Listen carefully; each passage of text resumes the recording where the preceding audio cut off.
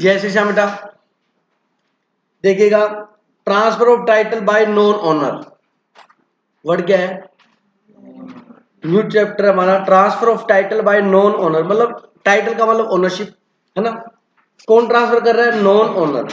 अब देखने में अच्छा, मतलब जो गुड्स का क्या नहीं है, ओनर नहीं है, वो क्या कर रहा है, ओनरशिप ट्रांसफर कर रहा है। अब बताओ, जो व्यक्ति गुड्स का ओनर है नहीं है, वो ओनरशिप ट्रांसफर कर सकता है, नहीं कर सकता। नॉर्मल रूल यही है। नॉर्मल रूल क्या है, जो गुड्स का ओनर नहीं है वो गुड या अच्छी ओनरशिप ट्रांसफर नहीं कर सकता।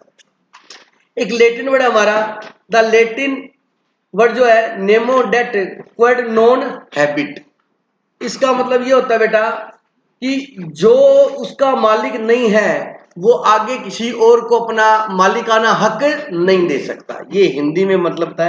ये देखो, nemo dat quod non habet convey that the general rule. अब आपको क्वेश्चन में आ जाए कि इसका मीनिंग क्या होता है, तो आपको बताइए, general rule of law as to transfer of title, it means that nobody can give what he himself has not got, मतलब वो व्यक्ति वो चीज नहीं दे सकता जो उसके पास है ही नहीं। समझा क्या, वह व्यक्ति उस चीज को ट्रांसफर नहीं कर सकता जो चीज उसके पास है ही नहीं। तो ओनरशिप उसके पास है ही नहीं, तो वो ओनरशिप ट्रांसफर नहीं कर सकता। ये इस लेटिन वर्ड का मीनिंग है सिंपल लैंग्वेज में। अब लॉ की गुड सेल एक्ट के अंदर when this maximum is applied to the sale of goods, कहता है ये जो वर्ड है ये सेल ऑफ गुड्स में यूज करता है। इट मींस, इसमें सेल ऑफ गुड्स में इसका मतलब है that no seller can transfer a better title than he himself has, मतलब वो एक सेलर जो है, जो उसके पास जो राइट है उसका बेटर टाइटल मालिकाना हक ट्रांसफर नहीं कर सकता क्योंकि उसके पास है ही। बात समझ आ गई। तो ये इसका मतलब ये बेटा कहीं आ जाए इसका मीनिंग, तो ओनरशिप ट्रांसफर नहीं कर सकता क्योंकि जो उसके पास है ही नहीं उसकी ओनरशिप वो ट्रांसफर नहीं कर सकता। Therefore a thief can't make any person to owner of article stolen by him even though the buyer pay full price। किसी व्यक्ति ने कोई चीज अगर चोरी करके आगे ट्रांसफर की है और आगे जब जिसको ट्रांसफर की है उसने फुल अमाउंट पे की है, उसने क्या किया है, पूरी अमाउंट दी है उसने, तो वो उसका ओनर नहीं बन सकता क्योंकि जिस व्यक्ति ने सेल किया उसके पास ओनरशिप है ही नहीं। ये बात सही है, ठीक है जी। The general rule is that only a general normal rule ये है कि owner of his authorised owner या उसका ऑथराइज एजेंट कैन ट्रांसफर ए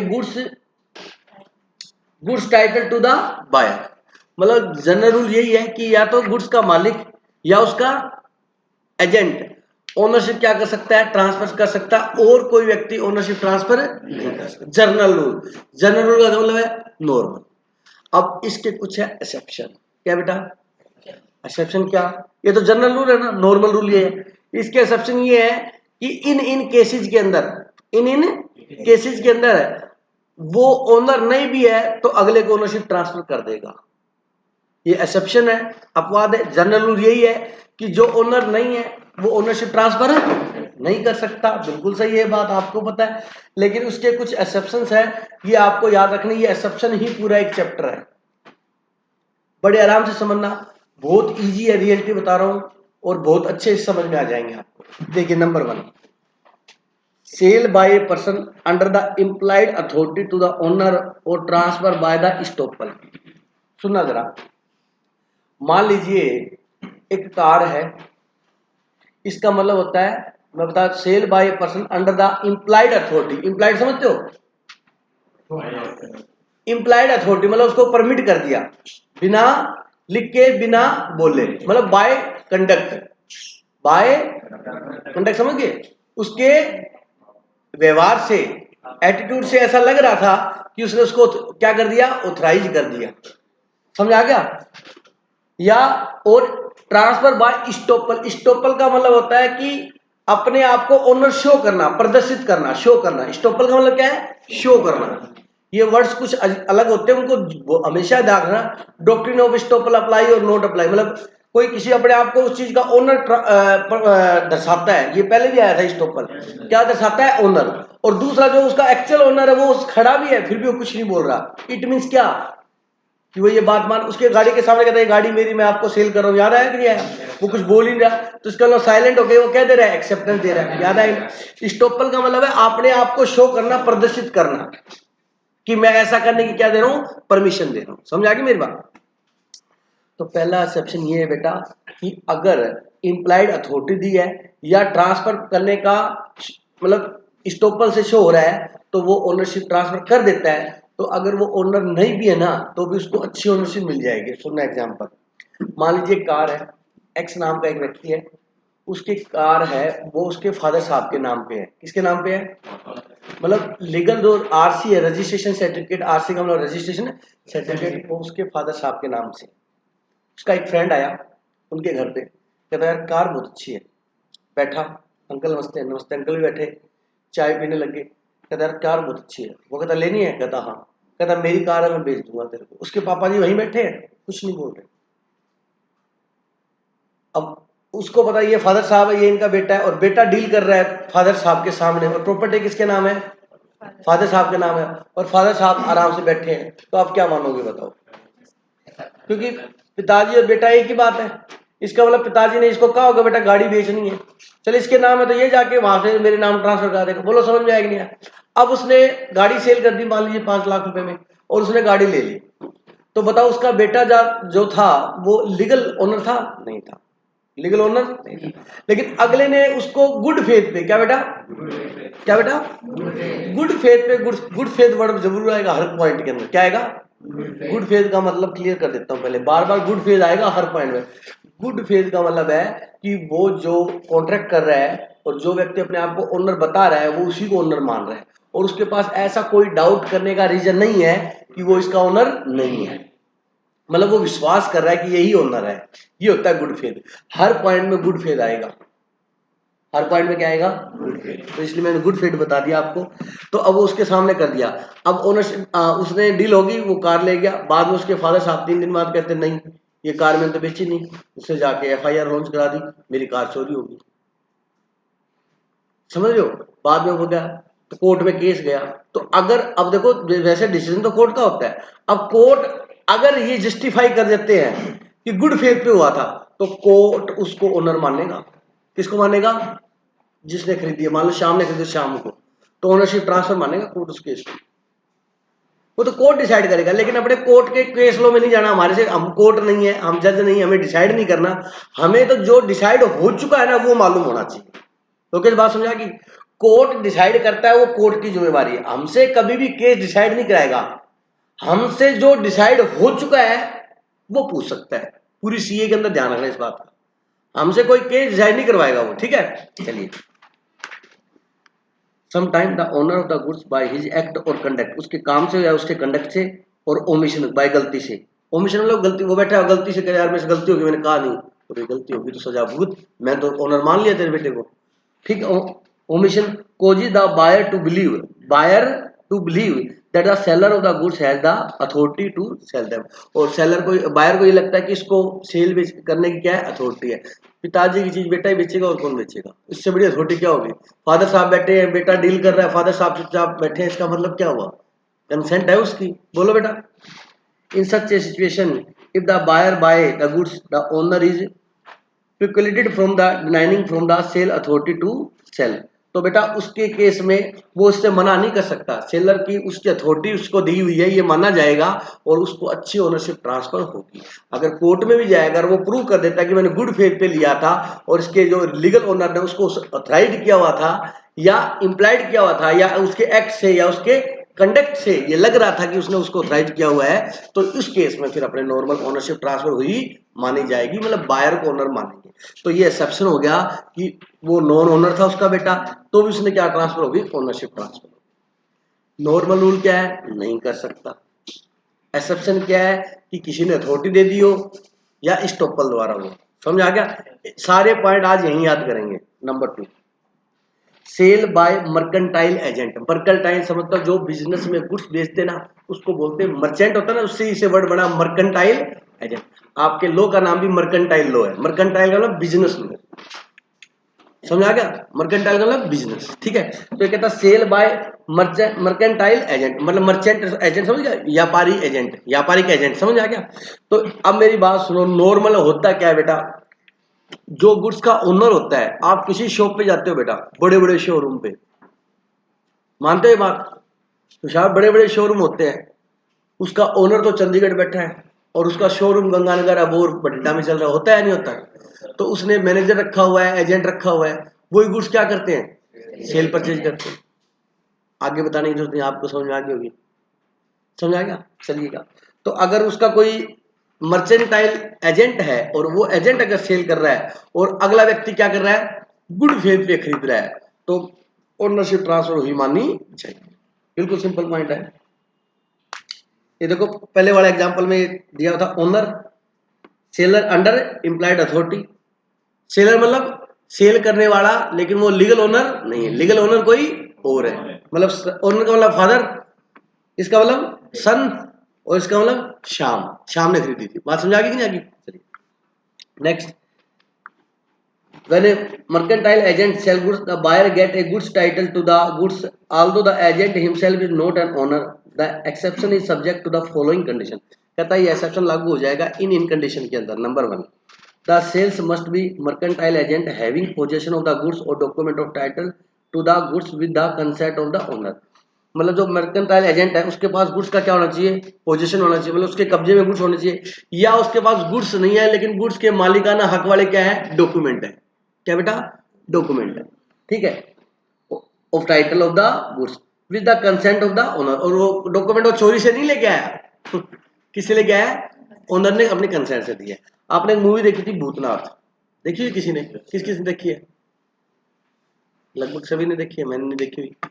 चलो लेकिन उसमें एक एग्जांपल है, हालांकि वो एग्जांपल इमूवेबल प्रॉपर्टी का है।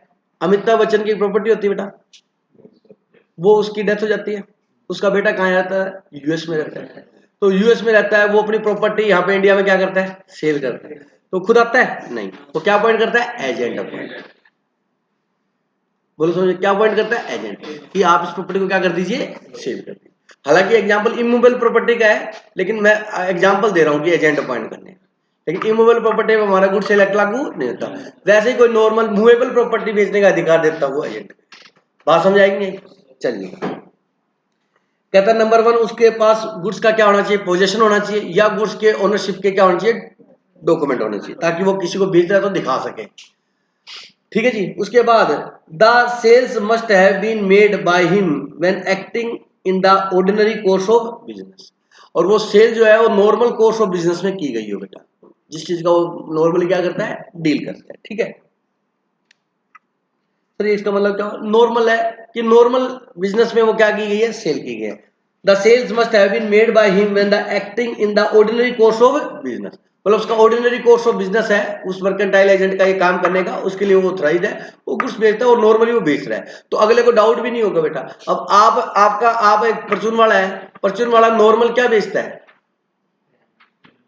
जो सामान है, मैगी बिस्किट जो भी है ना। अब आप जाते हो, वो आपको कहते भाई साहब, इधर उधर देखता है, अंगूठी निकालता है, रिंग, कहता है रिंग दे रहा हूँ 20,000 की है, 5,000 मिल जाएगी। बोलो वो ऑर्डिनरी कोर्स ऑफ बिजनेस बेच रहा है, बताओ आपको डाउट आएगा नहीं आएगा? तो इसका मतलब फिर भी आप में डाउट आया और आप में लालच आ गया, आप में लालच, डाउट तो आया ही आया कि यार ये क्या है, बट एक तरफ लालच आ गया, 5 में मिल रही, 5 के लेके कल मेरे जानकार है, गोल्ड की शॉप है, उनको बेच दूंगा। अब बताओ आपने गुड फेथ पे लिए, ये होता है गुड फेथ। क्लियर बता रहा हूं मैं। अब ये मैंने एग्जांपल इसलिए दिया है कि कई जगह आप जाओगे सर वो ऐसे शो कर देते हो, वैसे कर देते हो, मेरा आंसर सुन लेना सभी, डिसाइड आपने नहीं करना, किसने करना? मैं लॉ पढ़ा रहा हूँ, लॉ में क्या प्रावधान है, लॉ में हमारे कानून में क्या प्रोविजन है, समझ आ गया? तो यहाँ नॉर्मल कोर्स ऑफ बिजनेस समझ आ गया। मतलब वो जो एजेंट है, मान लो कोई एजेंट था, परचून के गुड्स बेचता है, और वो परचून के गुड्स बेचता बेचता बीच में कोई चोरी का माल लाया और रिंग बेचने लग गया, फिर कहता जी मैं तो ऑर्डिनरी कोर्स ऑफ बिजनेस। अच्छा, तेरा ऑर्डिनरी कोर्स ऑफ बिजनेस ये है, गोल्ड वाला है? मेरी बात समझे या नहीं समझे? ये लिखा है बेटा इसमें, the sales must have been made by him when the acting in the ordinary course of business. बेटा इसको ना इस तरीके से पढ़ना कि आपको घर जाके पढ़ने की जरूरत नहीं पड़ी, इसको दिमाग में बिठा लेना अच्छे से please. The buyer must act good faith, ये बात मैंने आपको बताया, हर पॉइंट में क्या आएगा, good faith. The buyer must act in the good faith not having notice that the agent has no authority to sell. Buyer ने गुड फेथ में काम किया था और बायर को इस बात की कोई सूचना नहीं थी कि जो अथॉरिटी है, जो एजेंट है, उसको पावर है या नहीं है। तो नॉर्मल हम किसी शोरूम पे जाते हैं तो ये थोड़ा देखते हैं जी इसका ओनर कौन है, हम तो जो काउंटर में पैसे काट रहा है उसी को मालिक समझते हैं। और 90% शोरूम बड़े बड़े हैं, उनमें बेटा 90 काउंटर में ओनर बैठता ही नहीं है। वो 5-10 करोड़ लगा के इन्वेस्टमेंट कर रखी है, पता नहीं कहाँ कर रखी है उसने। एलन सोली है, इतने बड़े बड़े ये ग्रुप है, एडिडास है वगैरह है, वो कोई मालिक खुद बैठता है? हो गया, मालिक बैठ गया वहां पे। समझ रहे मेरी बात को? चलिए, बहुत रेयर चांस होता है बेटा। आज छोटा शहर है, कस्बा है, टाउन है, वहां मान सकते हैं कि मालिक बैठा हो। लेकिन चलो बेटा ठीक है, मैं बता रहा हूं कि उसको ये माना जाता है कि जो एजेंट है उसका, उसको क्या बेटा, पावर है बेचने की। जितने भी वाइन शॉप है वहां मालिक बैठता है। एक व्यक्ति के 90% ठेके होते हैं। जैसे सुनिए बेटा, आगे बात समझ में, सुनो बेटा प्लीज। तो ये ओनर, ये सेलर बेटा, सेलर कौन है, मर्केंटाइल एजेंट है। और बायर गुड्स ले सकता है, यस, ओनरशिप ट्रांसफर हो जाएगी, यस, किस पे हो, गुड फेथ पे। चलिए नेक्स्ट, पहला क्या था, इंप्लाइड अथॉरिटी, दूसरा क्या है, मर्केंटाइल एजेंट। ऐसे वर्ड याद करने पे, ऐसे याद करने के तरीके होते हैं, ठीक है। Third, sale by one of the joint owner. Joint owner है कोई, क्या है, ज्वाइंट ओनर। ज्वाइंट ओनर इकट्ठे बेचेंगे तो कोई दिक्कत ही नहीं है। ज्वाइंट ओनर में से एक ओनर ने बेच दी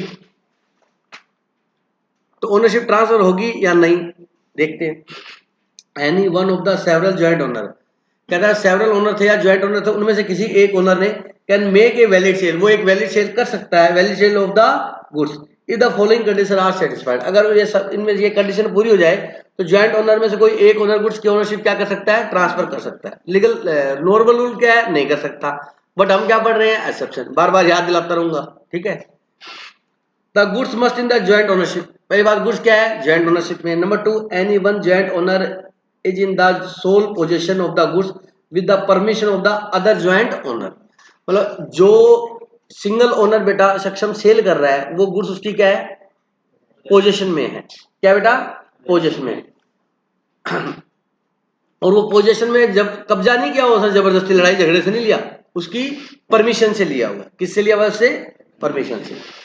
third, the buyer must act in the good faith without having notice of the fact that such a joint owner has no authority to sell. मतलब उसने उसकी परमिशन से लिया, इसका मतलब ये हुआ कि उसने उसको ऑथराइज किया बेचने के लिए, बेटा बेटा बताओ। और जो बायर है उसको ये डाउट नहीं होना चाहिए कि उसको बेचने का अधिकार है या नहीं है, या ऑथराइज है या नहीं है। प्रैक्टिकल एग्जांपल देता हूं। एक कार है, उसके ज्वाइंट ओनर है हस्बैंड वाइफ। बहुत बार होता है ज्वाइंट अकाउंट होता है हस्बैंड वाइफ का। हस्बैंड और वाइफ दोनों क्या है, ज्वाइंट ओनर है। आगे बात सुनिए, गाड़ी जो है वो उसके हस्बैंड के पास रहती है, ऑफिस जाता है, यूज करता है। अब उसने गाड़ी सेल करने के लिए लगा दी, ठीक है जी। बायर ने कहा भाई आरसी दिखाना, आरसी देखा उसने कि mister x and Mrs x. कहता ये तो आपके दोनों के नाम है। कहता हाँ, बहुत सी चीजें वाइफ के नाम होती है बेटा। बिजनेस वाइफ के नाम कर देते हैं और चलाता कौन है, हस्बैंड चलाता है। बोलो बात समझ आएगी। अब नॉर्मल एक बात हो, उसका हस्बैंड जब वो कार बेचने गया तो आप 99.99% केस में क्या होता है, आप उसको वो ये बोलता तेरी वाइफ को भी बुला के ला, हम उससे पूछेंगे पहले। कोई नहीं बोलता, सबको पता है कि हस्बैंड जब सेल कर रहा है तो बस गुड फेथ में लेते हैं नहीं लेते। लोग टैक्स लेडीज के नाम में रजिस्ट्री कराते हैं तो 1% कम लगता है, और लगता है इस बेनिफिट में वो करवा देते हैं बेटा। और एनीवे चलो करवा भी दी, वाइफ को खुश करने के लिए करा दे, देख तेरे नाम पे कार ले ली, ये ले ली, तो चलाना कौन सा, उसने तो बर्तन ही धोने। नॉर्मल एग्जांपल दे रहा हूं। अगर हाउस वाइफ है तो मैं ये नहीं कह रहा कि हमेशा ही, वो से बहुत अच्छी पोस्ट पे भी हैं। मेरी बात समझ रहे हो या नहीं समझ रहे हो? अरे बोलो बेटा, अगर पढ़ के आपकी तरह चार्टर्ड अकाउंटेंट बन जाएगा तो फिर हस्बैंड बर्तन धोएगा बेटा,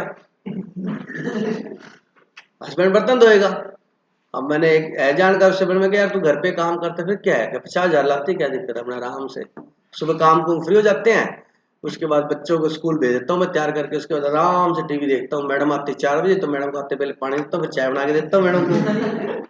फिर कहता फिर घंटा रेस्ट करती है मैडम, फिर मैडम के साथ थोड़ी हेल्प करा देता हूँ, मैं सब्जी वगैरह काट देता हूँ, मैडम आटा बना लेते हैं, हम साथ में खाना खा लेते हैं। आराम साधन मस्ती से रहता हूँ। बोला ऐसा होता है नहीं होता? तो अगर ऐसा चाहिए तो ऐसा लाइफस्टाइल भी मिल सकता है, अगर आपको चाहिए तो। है मोहित, चाहिए बेटा ऐसा लाइफस्टाइल? सुनो बेटा ध्यान से, इधर देखो इधर, हेलो सुनो बेटा, हेलो। उसको जरूरत नहीं है, उसके बहुत ठेका आता, टेंशन मत ले, उसको जरूरत नहीं है, वो घर बैठ जाएगा तो भी काम चलेगा उसका, मोहित को। चलिए ध्यान से सुनो बेटा। Sale by one of the joint owner, बात समझ आई या नहीं आई बोलो बेटा? ठीक है, तो ज्वाइंट ओनर में अगर एक ओनर के पास गुड्स है, क्या बेटा? एक ओनर के पास क्या है? गुड्स है, और दूसरे ओनर ने उसको अपनी परमिशन से उसके पोजीशन में दिया उसके, और उसको क्या है, और वो सेल कर देता है और उससे गुड फेथ पे खरीदा, तो हम ये माना जाएगा ओनरशिप ट्रांसफर हो गई। और वैसे देखो भी 90% केसेस में झगड़ा पड़ता ही नहीं, ऑब्वियस है वो, हालांकि उसने उसकी परमिशन से बेचा है। अगर झगड़ा पड़ जाए तो कोर्ट में जाएगा, तो वो कोर्ट में डिसाइड, कोर्ट में वो करवा देगा कि इसके पोजीशन में था, इसने परमिशन से बेचा था, मैंने गुड फेथ पे खरीदा था, तो ओनरशिप उसी की रहेगी बेटा। मेरी बात समझे या नहीं समझे? 3 केस हो गए। Number 1 implied authority, number 2 agent, number 3 joint owner. हर पॉइंट के बाद रिवाइज करेंगे तो लास्ट तक रिवाइज हो ही जाएंगे। कितने पॉइंट हो गए? 3। आगे चलो, वो सेम बेटा चार्ट बना हुआ, समझ में आ गई बात मेरी? ज्वाइंट ओनर है, उसमें से एक ओनर ने बेचा किसको? बायर को, और आगे क्या लिखा है? गुड फेथ पे, टाइटल से। ठीक है, next 4th, sale by person in position of goods under voidable contract. बड़े ध्यान से पढ़ना, क्या लिखा है? Voidable contract. Sale by person in position of goods under voidable contract, कहता है एक ऐसा व्यक्ति सेल कर रहा है, एक ऐसा व्यक्ति क्या कर रहा है? सेल कर रहा है जिसके पोजीशन में गुड्स है, जिसके पोजीशन में क्या है? लेकिन वो गुड्स उसने वॉइडेबल कॉन्ट्रैक्ट में लिए थे, उसने वो गुड्स वॉइडेबल में कॉन्ट्रैक्ट में लिए थे। अब मेरी बात ध्यान से सुनना, किसी से आप गुड्स ले, उसे साइन करवा लिए, in the eyes of law आप क्या बन गए? लेकिन अगर कल को जिसके कनपट्टी पे आपने पिस्टल रखा था वो चिल्लाने लग गया, तो कॉन्ट्रैक्ट क्या करवा सकता है? करवा सकता है ना वॉइड। इंजर्ड पार्टी की इच्छा पे याद आया कि नहीं आया? उसने एग्रीड इंजर्ड, बिल्कुल सही है बेटा आपकी बात, आई बात समझे? अब वो ले आया, 3 दिन हो गए, वेट कर रहा है कि वो बोलेगा, कहीं जाएगा, देखते हो क्या एक्शन लेता है। उसने कोई एक्शन नहीं लिया, तो जो गुड्स लेके गया था वो कहता बस शांत हो गया ना, डर गया पूरा। अब उसने क्या किया? गुड्स आगे सेल कर दी। अभी तक वो चिल्लाया नहीं है, धोखा धोखा धोखा नहीं चिल्लाया अभी तक, अभी तक उसने कॉन्ट्रैक्ट वॉइड नहीं किया, और उसने आगे क्या कर दिए? किस पे? गुड फेथ पे। और बायर ने गुड फेथ पे क्या कर लिए? खरीद लिए। खरीदने के 5 दिन बाद फिर वो चिल्लाया, धोखा धोखा धोखा। अरे बोलो, समझ आया कि नहीं आया? अब उसको पता लगा धोखा हुआ ए के साथ, कौन धोखा देके गया? बी, और गुड्स ले लिए सी ने। अब उसको पता लगा मेरे गुड्स कहां पड़े हैं? बाईपास गया वो, पीछे डर लगता ना, कहां गया? बाईपास, सी के पास। ओए ये गुड्स मेरे हैं। कहता हेलो, ये मैंने बी से लिए हैं। कहता बी ऐसे लेके आया था। कहता ऐसे लाया हो या ऐसे लाया हो, मेरे को उससे कोई मतलब नहीं है, मैंने किससे लिए हैं? बी से लिए हैं। कहता उसने फ्रॉड किया है, मेरे कनपट्टे पे साइन। कहता भाई साहब मैं तो गुड फेथ, मैं तो ओनर उसको मान रहा था। बोलो एसी से गुड्स ले सकता है? नहीं ले सकता। अब आपको सर ये धोखा हो रहा है, ये तो न्याय नहीं मिला, न्याय देगा कोर्ट, टेंशन मत लेना, ठीक है। लेकिन आप यहां की सी की ओनरशिप को खत्म नहीं कर सकते भाई साहब। मेरी बात समझे या नहीं समझे? लो है ये, लो तो लो को लो की तरफ से करो। ये तो एग्जांपल दिया हुआ है, ओरिजिनल ओनर क्या बेटा?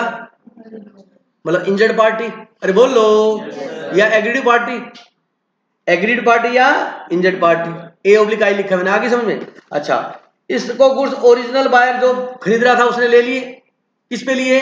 कोरिजन, फ्रॉड, अंडर इन्फ्लुएंस, याद करो। तो मैंने कहा था जितना टाइम कॉन्ट्रैक्ट में लगाओगे उतना फायदा मिलेगा आगे जाके। अच्छा, मिस रिप्रेजेंटेशन है ना, और फिर उसने क्या किया? न्यू बायर को क्या कर दिए? गुड फेथ पे गुड टाइटल ट्रांसफर कर दिया, गुड फेथ पे दे दिया।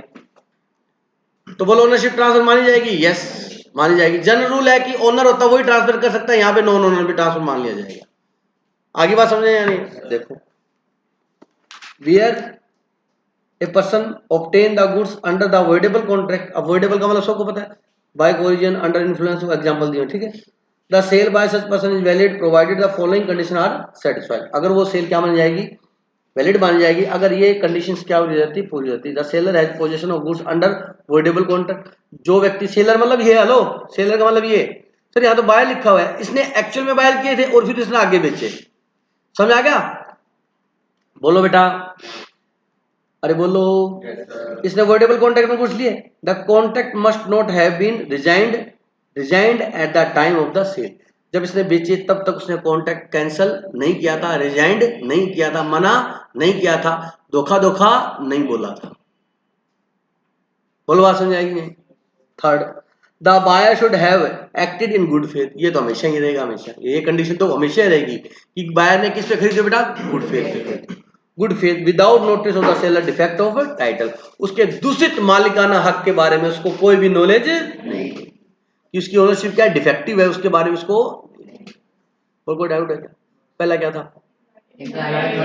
इम्प्लाइड अथॉरिटी, दूसरा agent, third, fourth good sale under the avoidable, fifth sale by seller in position of goods, sale by seller in the position of goods, हाँ, उस व्यक्ति ने goods sale किए जिसके पोजीशन में गुड्स पड़े थे, जरूरी नहीं है कि जिसके पोजीशन में गुड्स पड़े हो वही उसका क्या हो, मालिक, ओनर हो। चलिए बढ़ते हैं, सुनना,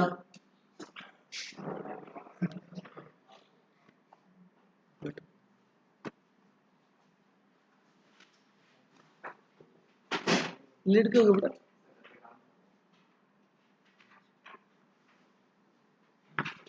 सुनो, मेरी बात सुन, रिकॉर्डिंग चल रही है, कोई भी सुन के आगे यहीं अत्याचार कर देगा, ये ध्यान रख लेना। बहुत तगड़े प्रेमी है, बहुत ज्यादा, सबकी धार्मिक आस्थाओं को ठेस नहीं पहुंचा सकते आप, सबको अपना अपना धर्म है, सबका अपना मजहब है, मेरी बात सुन लो।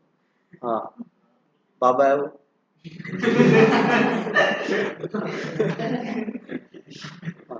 नहीं तो माफी नहीं मिलेगी, देख।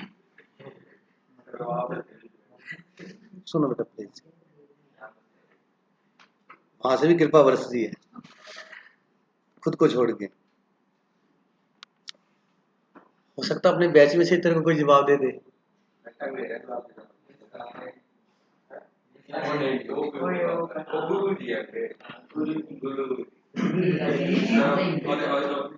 Keep silent, keep silent. Hello, अरे रुक जो यार, यही इंडिया में कभी एग्रेसिव हो जाते हैं बेटे हर चीज पे। देखो, किसी का बुरा मत करो, बढ़िया रहो, सब यही, सभी धर्म में यही लिखा है। हम लोग ही हैं जो उसको गलत, जो लोग होते हैं ना, जो धर्म के ठेकेदार बनते हैं, वो आपस में लड़वाते हैं, और हम बेवकूफ लोग हैं जो हम लड़ते हैं। सीरियसली बता रहा हूँ, वो अपना पर्सनल बेनिफिट कमाते हैं, उन्होंने पॉलिटिक्स करनी होती है, उन्होंने नेता बनना होता है, ठीक है, और वो लड़ाई करके अपनी रोटियां सेकते हैं। कोई भला नहीं है आज के टाइम में, जिसको मौका लगेगा वो चौका मार देगा, सीधी सी बात है। इसलिए इन चीजों में प्लीज आप कभी मत जाना, छोड़ दो इस बात को। फाइंडर कहता है कि इस गुड्स को मैंने सेफ रखा, पता करने के लिए न्यूज़पेपर में ऐड भी दी थी, मैं तो भूल गया, 500 रुपये भी लगे थे, 4500 देने आपने। कहता अंकल रुको, जल्दी 4500, कुछ और याद आ जाएगा नहीं तो आपको। तो बताओ, फाइंडर जो है क्या बेटा, फाइंडर जो है वो उस गुड्स के ऊपर जो उसने एक्सपेंस किया है उसको सेफ रखने के लिए या उसके मालिक को ढूंढने के लिए। कहता ना मैं ऐड देता तो आपको मेरा एड्रेस मिलता, कहता नहीं, तो ऐड दी ना आपको ढूंढने के लिए, खर्चा किया ना, तो ये 4500 रुपये मैंने आपके गुड्स को सुरक्षित रखने के लिए, ठीक है, आपको ढूंढने के लिए खर्च किए हैं। तो बोलो फाइंडर वो पैसे ले सकता है? यस, ले सकता है, और अगर वो नहीं देता है तो वो गुड्स अपने पास रखेगा। एक बात। दूसरी बात, अगर फाइंडर ने उसके लीगल ओनर को ढूंढने में जितनी वैल्यू का वो गुड्स है, जो मार्केट वैल्यू मानता है उसकी, उसका 2/3 क्या बेटा, पैसा उसने उसके मालिक को ढूंढने में खर्च कर दिया और मालिक अभी तक नहीं मिला है, तो वो उस गुड्स को बेच भी सकता है। वो उसको, तो जिसको बेचेगा उसको गुड ओनरशिप मिलेगी बेटा। बोलो बात समझे। अच्छा, बेचने के 2 दिन बाद ओरिजिनल मालिक आ गया तो भैया फिर वो कहेगा इतना खर्चा हुआ, इतने का बेचा है, 20,000 का बिका था, 17,000 तो मैंने खर्च कर दिए, 3 महीने हो गए ढूंढते हुए, ले 3,000। सही है बिल्कुल। जितना उसने खर्चा किया उस पैसे में से उतना काट के बैलेंस अगर उसका बचता है तो उसको देना पड़ेगा। बोलो बात समझ आ गई। थर्ड बात, अगर गुड्स पेरिशेबल नेचर का है, जैसे आपके मान लीजिए 5 किलो टमाटर गुम हो गए नवीन के क्या गुम हो गए? 5 किलो टमाटर, और वो तुषार को मिल गए। तुषार कहता आकी दे भाई वो कहता किसी के नहीं है, किसी के नहीं है। अब मालिक मिल नहीं रहा, ये नवीन जी के बाद, नवीन जी आप क्या टमाटर ये नवीन सर को, सर कहते तूने मैथ करनी है नहीं करनी? कहता सर 10 मिनट रुको मैं बाहर ये टमाटर बेच आता हूँ। नवीन जाके बाहर खड़ा हो गया, 20 रुपए किलो, 20 रुपए किलो। तुषार खड़ा हो गया। तुषार ने वो टमाटर 5 किलो बेच दिए। कितने बेच दिए? 100 रुपए में। इसलिए बेचे कि 1-2 दिन शाम तक, कल तक रह जाएंगे तो टमाटर क्या हो जाएंगे बेटा? खराब हो जाएंगे। तो जो फाइंडर था गुड्स का, क्या था बेटा? आपको याद रहेगा, भूलोगे नहीं आप, इसलिए एग्जाम्पल दे रहा हूँ। कोई अपने इन घटनाओं का किसी व्यक्ति विशेष से कोई संबंध नहीं है। अगर किसी से संबंध माना जाए तो मात्र एक संयोग माना जाएगा। डिस्क्लेमर, ठीक है? चलिएगा आगे बात समझे। तो इसने बेच दिए जी। अब ये 20 रुपए किलो के हिसाब से बेच के 100 रुपए ले आया, अद्धी दिहाड़ी बन गई, ठीक है भाई। तो उसके बाद नवीन आया बेचारा घूम घूम के। तुषार सक्षम कहता इतनी लेट कैसे हो गया? कहता बैटरी का चार्ज खत्म हो गया था। कहता रास्ते में रुका, फिर आधे घंटे वहां चार्ज की बाइक मैंने, फिर आया हूँ। कहता यार इतना पसीना आ गया। कहता 5 किलो टमाटर गुम हो गए मेरे।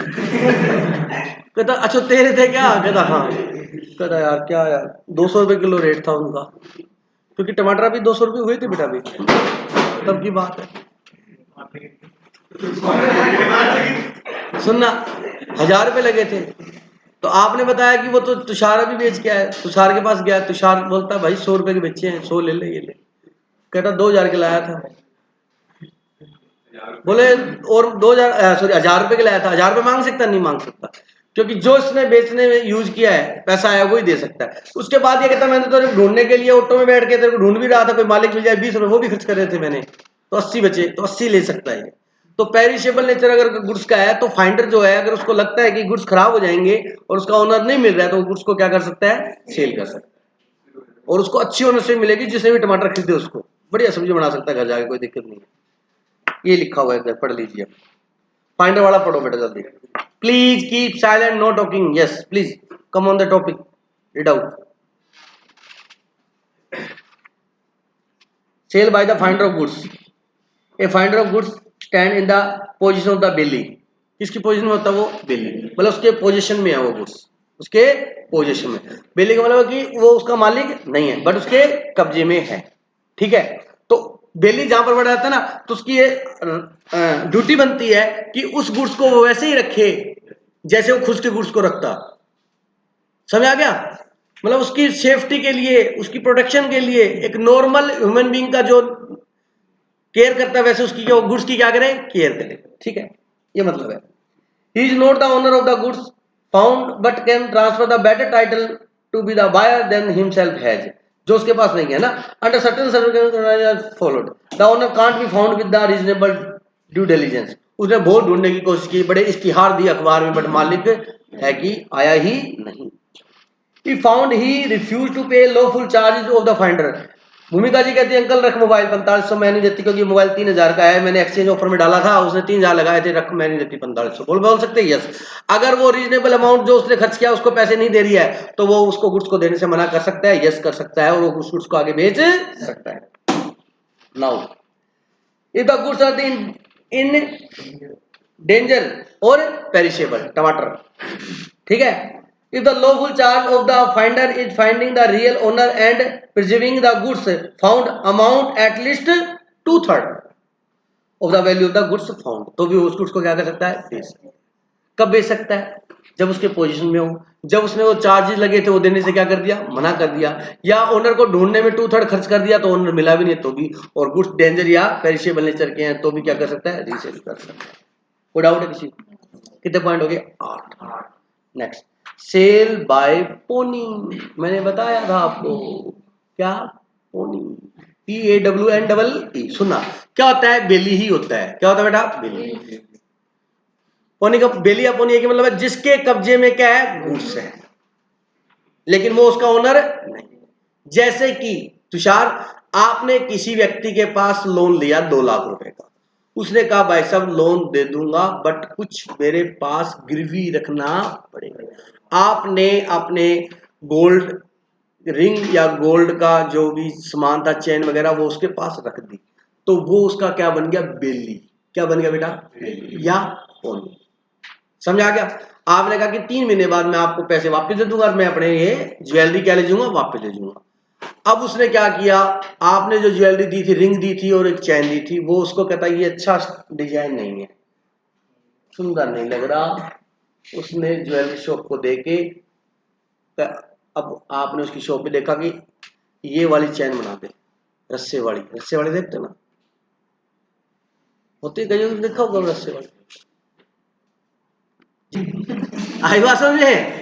बोलो, होता नहीं है, व्हाइट शर्ट पहनेंगे, व्हाइट पैंट पहनेंगे और फिर उसको हल्का सा यूं और दिखाएंगे स्टाइल मार के। हाँ, लिखा होगा। सुनो ध्यान से, मैं जो बता रहा हूँ ना बहुत अच्छा पढ़ा रहा हूँ, उसको सुन लो प्लीज। अब उसने उसको क्या किया, गोल्ड चेन दी थी उसने, अरे बोलो, उसके दिमाग में ये था उससे पैसे दिए नहीं जाते, वो आएगा नहीं, सोना अपना है। उसने उसको तोड़ के, चैन ही थी पर चैन का स्टाइल कौन सा, रस्से वाली बनवा ली, मोटी। सर वो तो पतली सी मोटी कैसे बनी, वो रिंग भी थी ना, वो भी दे दी, तो उसको भी चैन में डाल दें।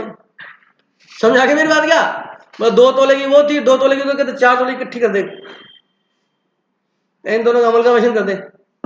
चैप्टर पढ़ोगे इंटर में अमलगामेशन। 3 महीने बाद भाई साहब आ गए, कहते ये ले तेरे 2 लाख रुपए ला, मेरी वाइफ की रिंग दे और मेरी बिस्किट वाली चेन दे। बिस्किट वाले छोटे छोटे वो बने होते हैं, बीच में कड़ी डली होती है, एग्जाम्पल दे रहा हूँ, डिजाइन था उसका ऐसा। बिस्किट कहीं बिस्किट हुआ मतलब बिस्किट पार्ले जी का या गोल्ड का। और वो कहते बैठो कि चाय पियोगे, चाय, चल वेट कर रही मेरी भाई, हमने आज फंक्शन में जाना है। उसने रिंग पहनी और मैंने मेरी बिस्किट वाली चेन पहनी। वो लाता रस्सा कि ये क्या है, क्या आपकी चेन? कि मैंने तेरे को 2 तोले की चेन थी, 2 तोले की रिंग थी, 4 तोला मतलब 4, 1 तोले में 10 ग्राम होता है बेटा, 40 ग्राम गोल्ड दिया था मैंने आपको। 4 तोला मतलब 40 ग्राम, 40 ग्राम का था वो कांडा लगा हुआ था, उसकी काम उसका यही था, लोगों का वैसे जो करते ना लोग, हाँ फाइनेंशियल रखा, कहते थे 40 ग्राम पूरा ना, चक और ले जा। बोलो गलत है? ऐसे ही गलत है। वो पोनी की पोजीशन में था, किसकी पोजीशन में? पोनी या बेली। तो पोनी और बेली का मतलब होता है जिस रूप में, जिस आकार में जैसे गुड्स दिया है वैसे ही वैसे गुड्स क्या करना पड़ेगा, वापस करना पड़ेगा। वो गुड्स को चेंज नहीं कर सकता, वो उसका मालिक नहीं है, वो उस पर लीगल एक्शन ले सकता है, उससे डैमेज ले सकता है, कहता वापिस जाओ उसी के पास और केस को अलग अलग कर वही बना कि वो मेकिंग चार्ज लेगा, ये लेगा, कर दे दे। और मेरे ना 0.916 का हॉलमार्क लगाओ तो वो भी लगवा लेना साथ में। बोलो बात समझ में आई या नहीं आई? क्लियर है? अब ये तो मैंने समझाने के लिए एग्जांपल दिया। कुल मिला के ये है कि अगर पोनी के पास कोई गुड्स पड़ा है, पोनी का मतलब समझा है, पोनी की ड्यूटी होती है जिस पोजीशन में, जिस रूप में, जिस आकार में जैसा गुड्स है वैसे उसको सेव रखे, उसके प्रोडक्शन करे, उसको अपने सामान में ना मिलाए। याद आया नहीं आया? और उसके कोई भी इस पे चेंज ना करे, क्योंकि वो उसको सिर्फ उसके पोजीशन में है, मालिक उसका कोई और है। अगर पोनी गुड फेथ पर किसी को विश्वास में लेकर गुड्स को क्या कर देता है, सेल कर देता है, तो ओनरशिप ट्रांसफर हुई मानी जाएगी। ये हम सेक्शन पढ़ रहे हैं। मैं टॉपिक दूसरा समझाने लग गया था, पोनी वाला। समझ आ गया? हमारा टॉपिक क्या है कि पोनी अगर सेल कर दे तो सेल मानी जाएगी, नॉर्मल नहीं मानी जाती, लेकिन इस एक्सेप्शन में मानी जाएगी। Number 1, generally pawnee of the goods is liable to return the good to the owner. वैसे उसको उसको वापस करनी होती है बेटा, बेली को, बेलर को क्या करनी होती है, वापस। ठीक है, द डेट इज रीपेड, जब वो लोन की क्या कर दे, रीपेमेंट कर दे। बोलो बात समझ आएगी नहीं? But if the owner make a default in repayment of the debt and interest thereon, अगर ओनर ने पेमेंट नहीं की या डिफॉल्ट करता है या ब्याज नहीं दे रहा है या कोई पेमेंट की रीपेमेंट नहीं कर रहा, then the pony may sell the goods pledge, जो गुड्स ने गिरवी रखे हुए हैं उसको क्या कर सकता है, सेल कर सकता है। The person buying the goods from such pawnee good title of the goods, मतलब वो खरीदने वाले को अच्छा ओनरशिप मिल जाएगी, कोई डाउट है किसी को? मैंने वो एग्जांपल बड़ा समझाया, यहाँ पर आपने एक्सेप्शन पढ़ना, समझा गया Tushar? Next, sale by official receiver और असाइनी और लिक्विडेटर। जब कोई व्यक्ति इंसॉल्वेंट हो जाता है ना, तो कोर्ट उसको इंसॉल्वेंट डिक्लेयर करता है, फिर ऑफिशियल रिसीवर अपॉइंट करता है, लिक्विडेटर बोलते हैं या ऑफिशियल रिसीवर, वो सरकार का ही एक व्यक्ति होता है, वो आके उस व्यक्ति की क्या करता है, सारी एसेट्स को क्या करता है, बेचता है, उससे जो पैसा आता है उसकी लायबिलिटीज की क्या करता है, पेमेंट, अगर कुछ पैसा बच गया तो उसको दे देगा। अब बताओ वो लिक्विडेटर है या रिसीवर है, वो गुड्स उसके बेच रहा है, वो उसका मालिक है नहीं है, लेकिन इस केस में वो ट्रांसफर करेगा तो उस अच्छी ओनरशिप ट्रांसफर होगी, ट्रांसफर माना जाएगा, वो ओनर ना होते हुए गुड्स को ट्रांसफर कर सकता है। ऑफिशियल रिसीवर या liquidator does not get the ownership of the goods of the insolvent, जो इंसॉल्वेंट व्यक्ति उसकी ओनरशिप नहीं होती, but can sell his goods. The person buying the goods gets a good title of the such goods. ये 10 exception है, इनमें वो ownership ना होते हुए भी ट्रांसफर कर सकता है, कोई डाउट है क्या? उसके बाद देखिएगा परफॉर्मेंस ऑफ कॉन्ट्रैक्ट, ये हम पढ़ चुके हैं, लेकिन वो हमने पढ़ा था कॉन्ट्रैक्ट एक्ट में, परफॉर्मेंस ऑफ कॉन्ट्रैक्ट, उसमें पढ़ा था actual performance, attempted performance, tender performance, ऐसे याद होना चाहिए, जब पढ़ो तो टॉपिक याद आ जाए आपके, ठीक है। यहाँ परफॉर्मेंस का मतलब क्या है बेटा, सुन लो, यहाँ गुड सेल एक्ट की परफॉर्मेंस के बताया हुआ है। सेलर ने कोई गुड्स सेल किए, हेलो, सेलर ने गुड्स क्या किए, किसको, अब कई जने सोचेंगे यार किसको सेल करेंगे, बायर को करेंगे, हर चीज पे ज्यादा मत सोचा करो।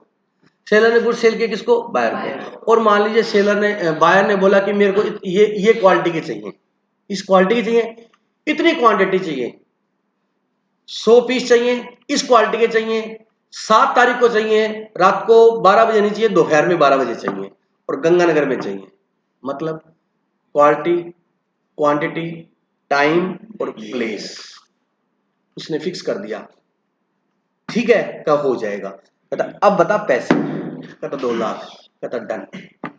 तो भाई साहब अब डन हो गया, वो 2 लाख रुपए दे रहा है कि मेरी कंडीशन क्या पूरी होनी चाहिए, क्वालिटी, क्वांटिटी, टाइम और प्लेस, 4 4 4, ये चारों के चारों एसेंशियल है मेरे लिए, ध्यान रखना। रुपए 2 लाख के 199 नहीं, 2 ही दूंगा, बोलो बात सही है। उसने उसी टाइम, उसी क्वालिटी, उसी प्लेस और वही क्वांटिटी प्रोवाइड करवा दी, तो कॉन्ट्रैक्ट क्या माना जाएगा, परफॉर्म्ड माना जाएगा, बोलो बात समझ आएगी। अगर उनमें से किसी काम में डिफॉल्ट कर दिया, या टाइम पे नहीं है, या डेट पे नहीं है, समय पे नहीं है, या स्थान पे नहीं है, या गुणवत्ता का नहीं है, या सही मात्रा में नहीं है क्वांटिटी, तो फिर बेटा कॉन्ट्रैक्ट परफॉर्म नहीं माना जाएगा, कोई डाउट है किसी? Performance of the contract of sales means as regard to sale, delivery of good to the buyer of the quality in the quantity at place and in the manner agreed upon, बोलो बात समझ आगे, वही लिखा हुआ है। And as regard to the buyer acceptance of the delivery of the goods, validly आएगा बेटा, यहाँ पे वैलिडली लिख लो, validly tendered and paying the price at time and place agreed upon, बोलो टाइम और place agreed upon. Duty of seller and buyer, it is the duty of the seller to deliver the goods and the buyer to accept the pay of them in the accordance with the terms of the contract। तो इसकी duty है वो time पे goods की delivery दे, और उसकी duty है कि वो टाइम पे क्या कर दे, गुड्स की पेमेंट कर दे। In the absence of the contract of the contrary, seller has to ready and willing to give possession of the goods to the buyer in exchange of the price, and buyer shall be ready and willing to pay the price in exchange of possession of goods। बात समझ आ गई बेटा? तो ये उसकी क्या मानी जाएगी, परफॉर्मेंस मानी जाएगी। चैप्टर हो गया हमारा कंप्लीट, ठीक है। नेक्स्ट चैप्टर हमारा है डिलीवरी ऑफ गुड्स। 5 मिनट का ब्रेक है, फिर हम ये चैप्टर करेंगे। जय श्री श्याम। चलो प्लीज कीप साइलेंट। देखो नेक्स्ट टॉपिक, एक छोटा सा ब्रेक लिया हमने 5 मिनट का बेटा, ठीक है, 5 या 10 मिनट का ही ब्रेक हो गया था अपना। चलिए अब नया चैप्टर स्टार्ट करें, डिलीवरी ऑफ गुड्स। बहुत सिंपल चैप्टर है। हमने स्टार्टिंग में एक चार्ट पढ़ा था, वहां पर symbolic delivery, actual delivery, constructed delivery पढ़ा था, ठीक है ना। तो वो ही इसके बारे में, मतलब बिल्कुल सिंपल है, मतलब जस्ट रीड करने से भी समझ में आ जाएगा, इतना इजी टॉपिक है। और आपको मैं बता दूं, लॉ में अब कोई ज्यादा खास नहीं है, पार्टनरशिप इधर से पार्टनरशिप अकाउंट्स कराऊंगा, इधर से पार्टनरशिप लो चलेगी। आपको इतनी अच्छे से समझ में आएगी, पूछे मत।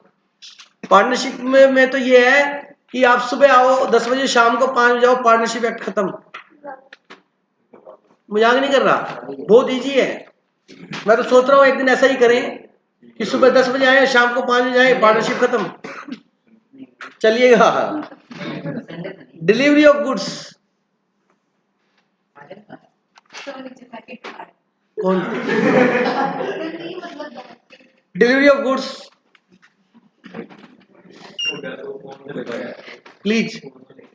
Delivery means voluntary transfer of possession of goods from one person to another. Delivery का मतलब ये होता है बेटा, ध्यान से सुनना प्लीज। डिलीवरी का मतलब है कि voluntary transfer of possession of goods from one person to another. यहाँ पर एक प्रॉपर वर्ड है डिलीवरी। डिलीवरी का मतलब है कि एक व्यक्ति ने अपनी इच्छा से उस गुड्स को क्या कर दिया, ट्रांसफर कर दिया एक पर्सन से दूसरे पर्सन को। ठीक है जी। सर पैसे लेके किया, अरे बेटा वो तो सेल ऑफ डिलीवरी होगी ना। डिलीवरी का मतलब बताया ओनली इसका, समझा के मेरी बात सुनिए। डिलीवरी ऑफ गुड्स सोल्ड में, डिलीवरी ऑफ गुड्स सोल्ड में be made by doing anything which the party agree to sell the treated as a delivery of which has to effect the putting the goods in the possession of the buyer or of any person authorized to hold them on his behalf। समझा क्या? तो आप goods को cell करने के बाद goods की क्या देते हो, डिलीवरी। या तो आप उसके एक्चुअल ओनर को क्या दे सकते हो, डिलीवरी, या एक्चुअल ओनर के बिहाफ पर उसके एजेंट को या उसके जो भी पर्सन अथॉराइज्ड किया उसने, उसको डिलीवरी दे सकते हो। अच्छा, डिलीवरी कौन देगा, सेलर। या तो सेलर खुद डिलीवरी दे सकता है गुड्स की, या सेलर का एजेंट दे सकता है, या उसका रिप्रेजेंटेटिव डिलीवरी दे सकता है। कोई डाउट है किसी को? आप सुनना बेटा, the delivery of goods may take place in any one of the following 3 modes. Delivery जो होती है वो गुड्स की मेनली 3 तरीके की होती है, ये इंपॉर्टेंट भी है और बहुत इजी भी है।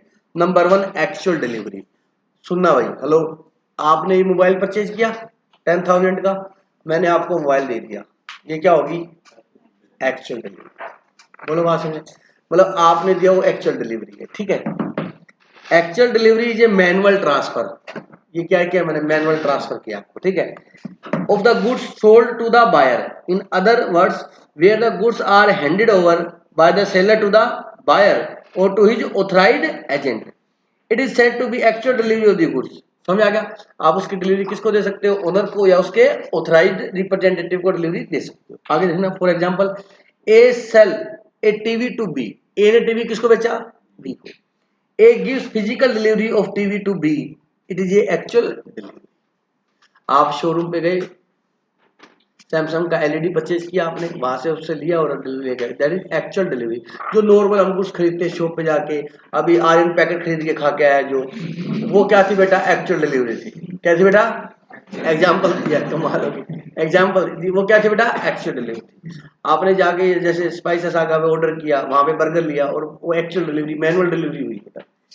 रूटीन लाइफ में होती है, आपको कुछ सजा समझाने की। ठीक है, नेक्स्ट, सिंबॉलिक डिलीवरी। अब मान लीजिए ए नाम का व्यक्ति था, उसने बी नाम के व्यक्ति से इनोवा कार परचेज की। अब वो कार की क्या देगा, डिलीवरी देगा। अब कार की डिलीवरी, कार को गोद में उठाएगा और मैनुअल डिलीवरी देगा, नहीं, कार की क्या देगा, की पकड़ाएगा। कार की क्या देगा बेटा, जो की दे, की वो कार दे, अरे कहते ये ले चाबी, कहते चाबी नहीं चाहिए मेरे को, तो कार चाहिए। तो बहुत सी चीजों में बेटा क्या होती है, कार की चाबी पकड़ाना, यहां पर क्या है कि उसने कार की क्या दे दी है, डिलीवरी दे दी। ये क्या है, सिंबॉलिक डिलीवरी कहलाती है, सांकेतिक स्फूर्तगी। डिलीवरी को हिंदी में क्या बोलते हैं, स्फूर्तगी। सिंबॉलिक मतलब। अब दूसरा, मान लीजिए आपके पास 1000 क्विंटल राइस पड़ा है या व्हीट पड़ा है, वेयर हाउस में है। किसका बेटा, वेयर हाउस में जब आप डिपॉजिट करा के आए थे डिपो में, तो वेयर हाउस कीपर या विंग फिगर बोलते हैं जिसको, उन्होंने आपको वो स्लिप दी थी बेटा। क्या दी थी, कि अपना इतना गुड्स इतने नंबर गोडाउन में, इतनी नंबर लाइन में आपका गुड्स है ये वाला। ठीक है, वो slip owner of, document of title हो गया बेटा। ये ओनरशिप का क्या है, डॉक्यूमेंट है। अब आपने वो गुड्स दे दिए राम नाम के व्यक्ति को, सेल कर दी। अब वो कहते भाई साहब गुड्स की डिलीवरी, उसने ओनरशिप का डॉक्यूमेंट निकाला और उस पर लिख ट्रांसफर टू राम, और वो पकड़ा दिया। ये क्या होगी, सिंबॉलिक होगी। मतलब वो एक्चुअल फिजिकली मैनुअल ना देके उसका कोई सिंबल दे दिया ताकि उससे और डिलीवरी मानी जाएगी। बोलो बात समझ आएगी नहीं आएगी? कार का एग्जांपल बेस्ट एग्जांपल है। कार की डिलीवरी कैसे, कार की चाबी देके देंगे बेटा।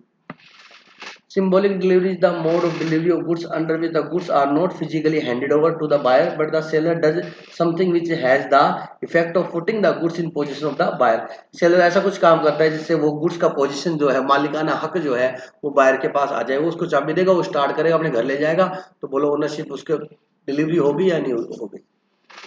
फॉर एग्जाम्पल डिलीवरी की ऑफ वेयर हाउस, चाबी दे दी, गोडाउन की चाबी दे दी, सामान पड़ा है, गोडाउन की चाबी खोलो, सामान ले जा।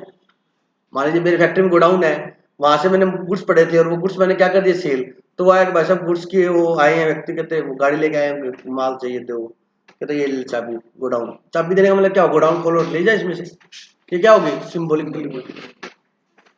ठीक है।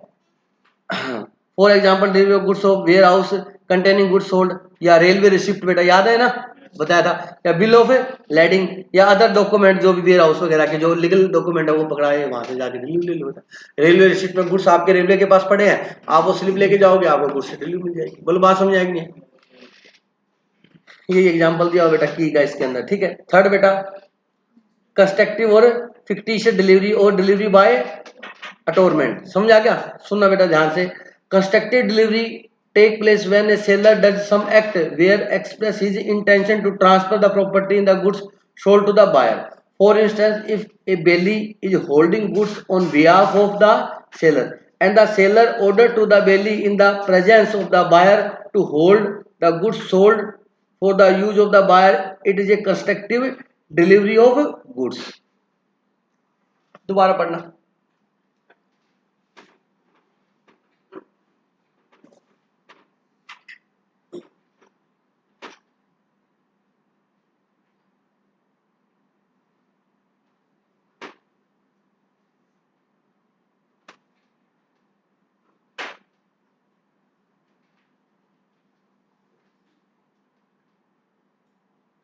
ध्यान से सुनना।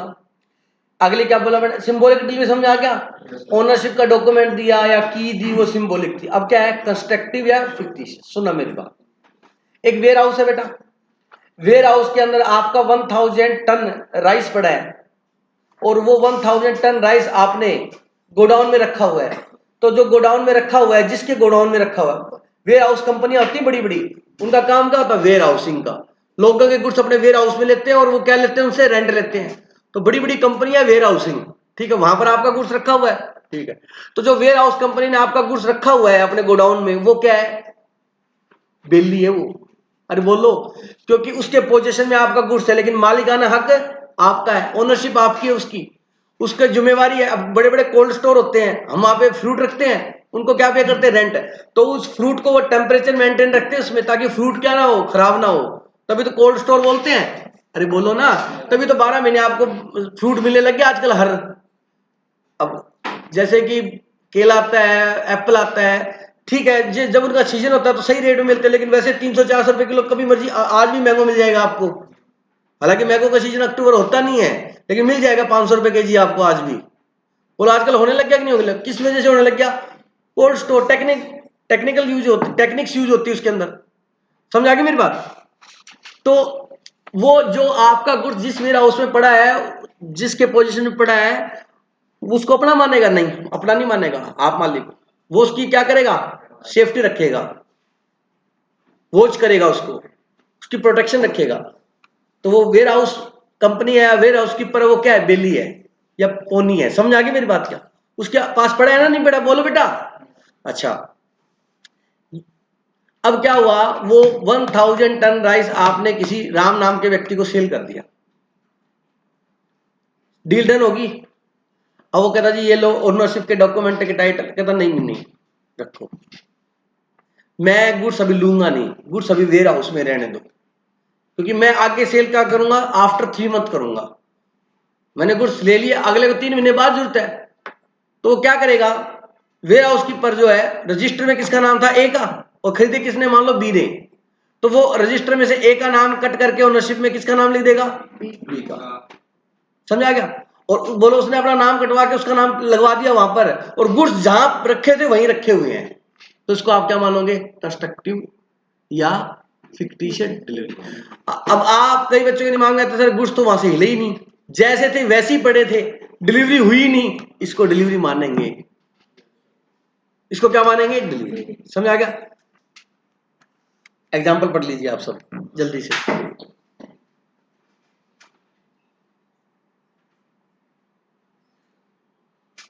और डिलीवरी बाय अटोरमेंट, ये वर्ड याद ध्यान रखना इंपॉर्टेंट है। ये कंस्ट्रक्टिव डिलीवरी फिक्टिस है, अटोरमेंट delivery.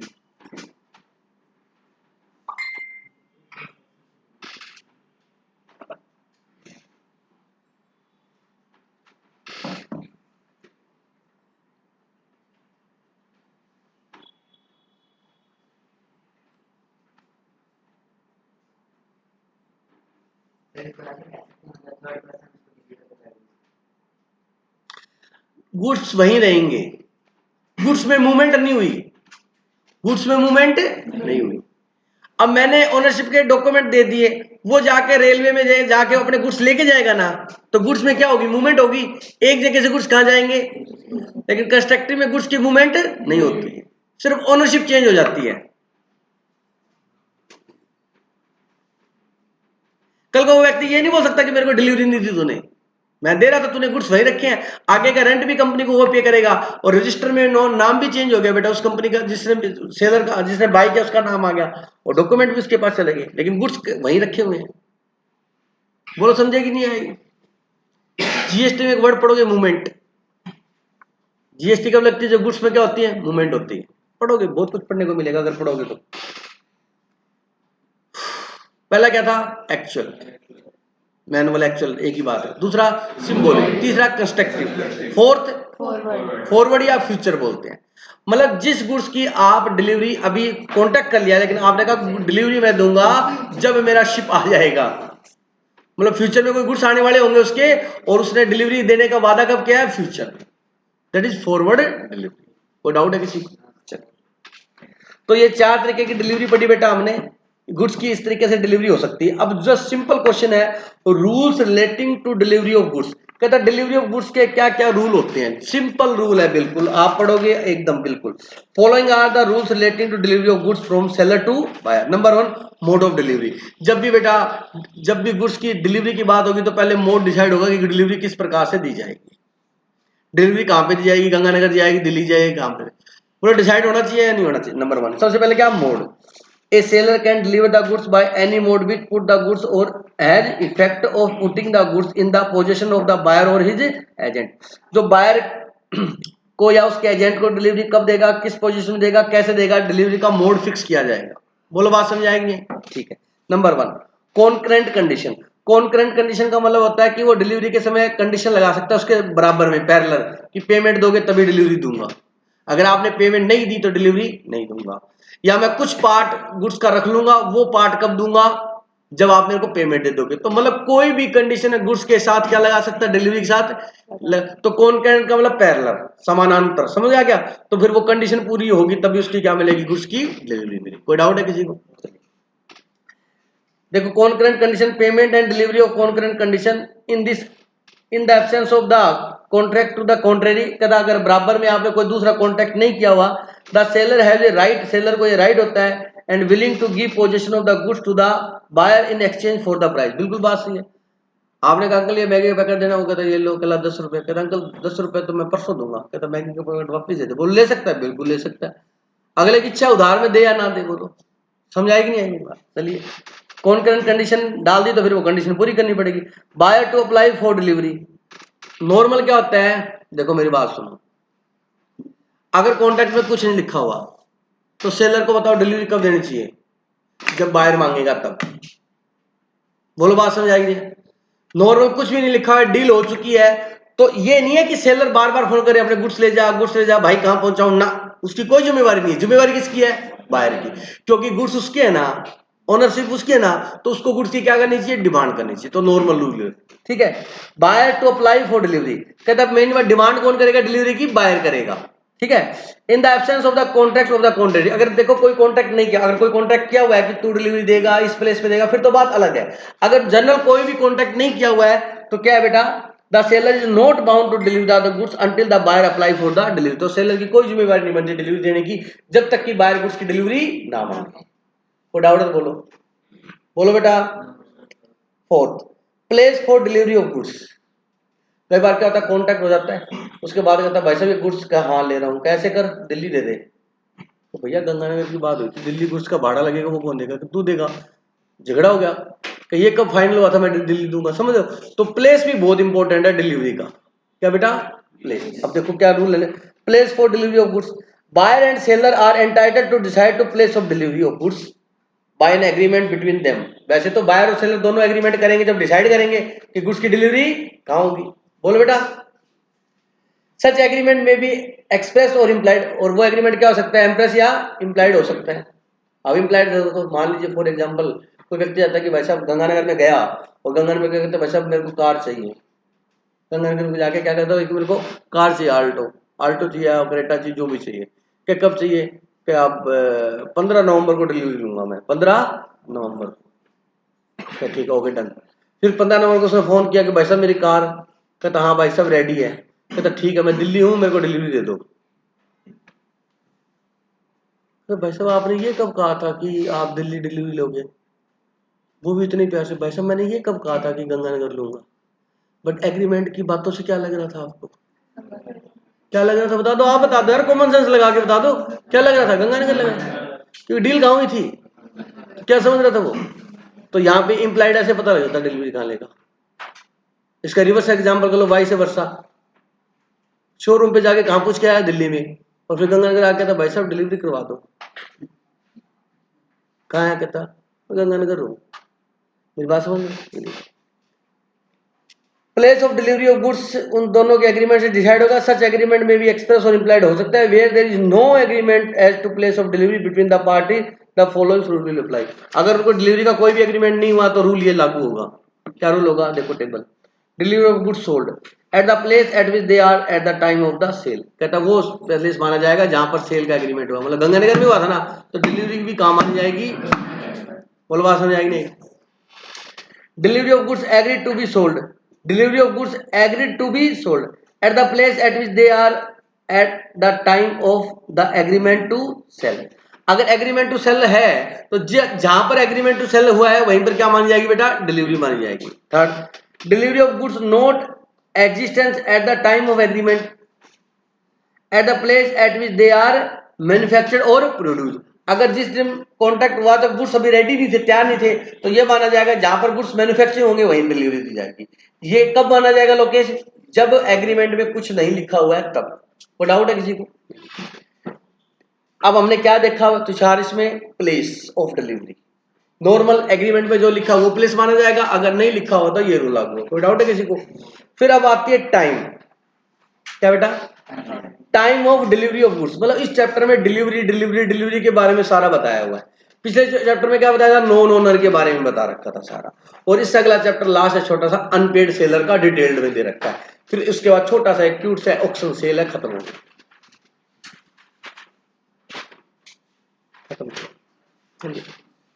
Time for delivery where under the contract of sale, where under the contract of sale the seller is bound to send the goods to the buyer. कहता contract of sale में seller bound होता है goods देने के लिए, किसको बेटा, buyer को। But no time for sending them is fixed. The seller is bound to send the within the reasonable time. कहता अगर टाइम डिसाइड नहीं किया हुआ तो बेटा किस पे भेजेगा, रीजनेबल टाइम पे गुड्स को भेज देगा। अब रीजनेबल टाइम डिपेंड करता है सर्कमस्टांसेस पे। कभी भी रीजनेबल आ जाए तो ध्यान से लेना, आंसर क्या आएगा, डिपेंड ऑन सिचुएशन और सर्कमस्टांसेस। अब आपने किसी से मान लीजिए एलईडी परचेज की, वो कहता भाई साहब डिलीवरी, कहता करवा दूंगा भाई साहब डिलीवरी, जल्दी करवा दूंगा। जल्दी का मतलब 2-4 दिन में करवा देगा डिलीवरी। बोलो बेटा। अब मेरे जैसे कि इन्वर्टर था, खराब हो गया, सही करने लगे। मैं भाई साहब यार बच्चे हैं, क्लास है, तो भाई साहब चिंता मत करो, मैं मेरा इन्वर्टर पड़ा वो भेज देता हूँ आपका। मैं कह कब तक सही हो जाएगा, कहता जल्दी करवा दूंगा। 2 महीने हो गए आज तक तो दिया नहीं। मजाक नहीं कर रहा, रियलिटी बता रहा, उसी का इन्वर्टर लगा हुआ है। तो अब क्या मतलब हुआ यार, 2 महीने बाद वो कहता है ये लो गुड्स। मैं मना कर सकता हूँ, देखा जाए तो मैं मना कर सकता हूँ। अब ये तो मैं तो रिपेयर कराया है, नया लेता हूँ, रीजनेबल टाइम है 2 महीने बाद।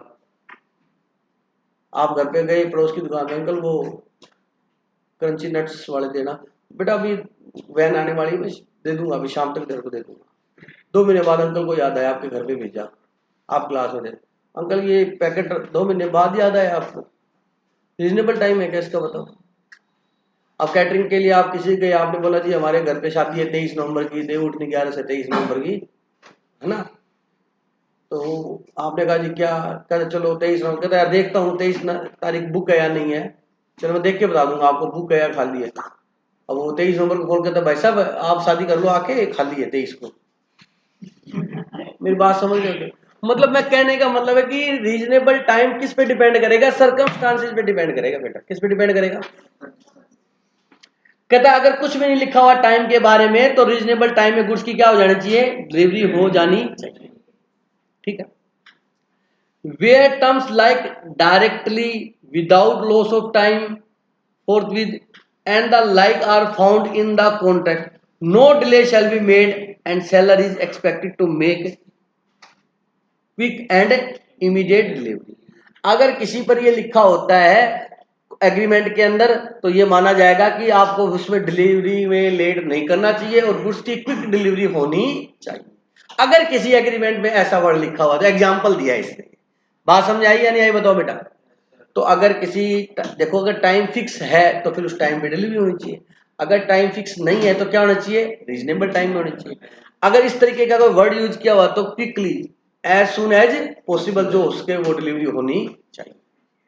बोलो बात समझ आएगी।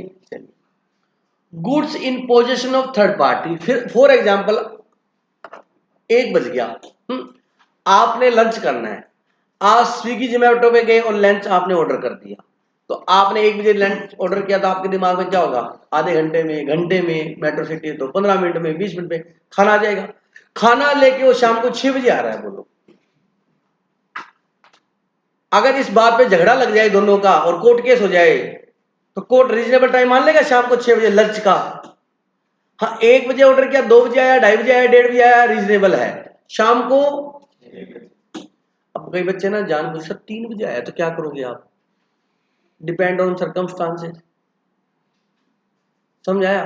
वो कहता भाई साहब मैं बैंक में एम्प्लॉय हूँ, हमारा लंच टाइम होता है 1 से 2 का, अब मैं क्या लंच करूँ बता।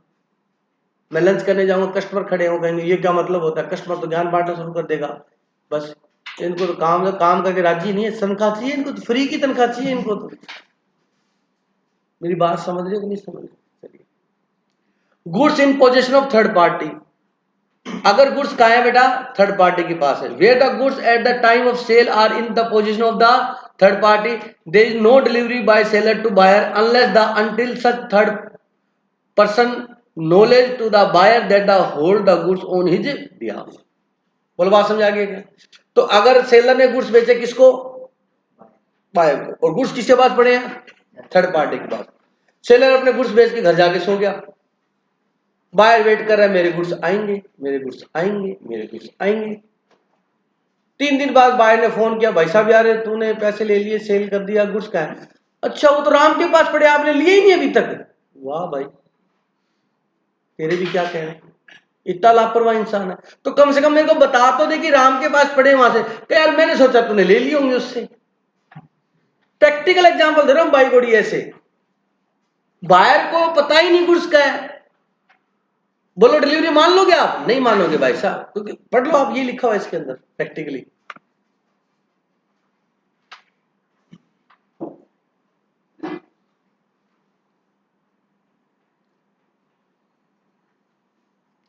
अगला क्या बेटा, expense of the delivery of the goods depend on contract. अगर एफओआर का कॉन्ट्रैक्ट है तो खर्चे किसके होंगे डिलीवरी की, सेलर के। समझे, वो तो कॉन्ट्रैक्ट पे डिलीवर करता। चलिए, unless otherwise agreed the expense and incidental to putting the goods into the deliverable state shall be borne by the seller। अगर कॉन्ट्रैक्ट में कुछ भी नहीं लिखा हुआ है तो उससे संबंधित इंसिडेंटल, उससे जुड़े हुए जो भी खर्चे हैं वो किसके माने जाएंगे, सेलर के माने जाएंगे। बोलो बात समझाएंगे नहीं। चलेगा, पार्ट डिलीवरी ऑफ गुड्स। अगर हमें डिलीवरी की गुड्स पूरे नहीं मिले हैं, एंटायर गुड्स मिले, कुछ उसका पार्शियल गुड्स हमें डिलीवरी मिली है, ठीक है। A delivery of part of goods is a delivery of the whole, but a delivery of part of the goods with an intention to severing if it from the whole does not operate as a delivery of the reminder. Part delivery is equal to delivery of part of good sold may amount to delivery of the whole if it is so intended and agreed. Part delivery, no delivery, where the part is intended to be served from whole, a part delivery does not amount the delivery of the whole. थोड़ा confusing सा लग रहा है, बिल्कुल easy है, दोबारा read करो, मैं अभी समझा देता हूं।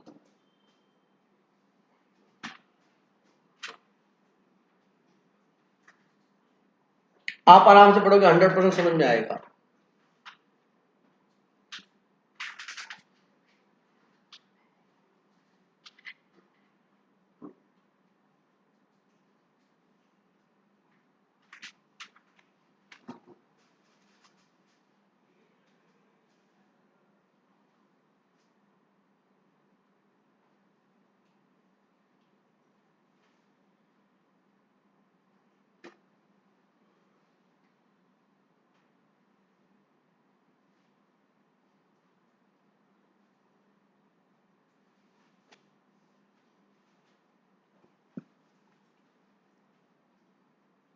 अगर कोई व्यक्ति गुड्स की डिलीवरी देता है पार्ट में, तो जैसे मान लीजिए किसी व्यक्ति ने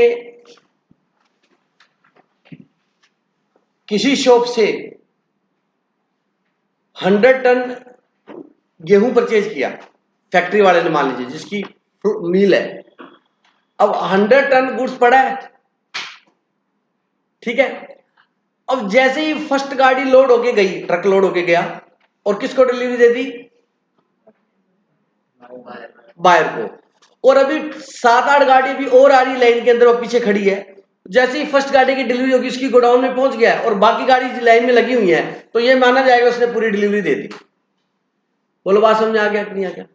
फिर क्या माना जाएगा? उसने गुड्स की क्या दे दी? ठीक। अब बच्चा कहता है डिलीवरी कंप्लीट, बेटा उसने भेज दी ना सारी गाड़ी, सीक्वेंस में आ रही है, तो चलो कोई गाड़ी गोडाउन पहुंच गई, कोई ऑन ट्रांजिट है, कोई वहां पर लोड होकर निकल चुकी है, तो जैसी गाड़ी पहुंची वहां पर पहुंच गई, तो यह माना जाएगा उसकी तरफ से क्या हो चुकी है? डिलीवरी हो चुकी है। जनरल रूल यही है। मेरी बात समझ आएगी नहीं?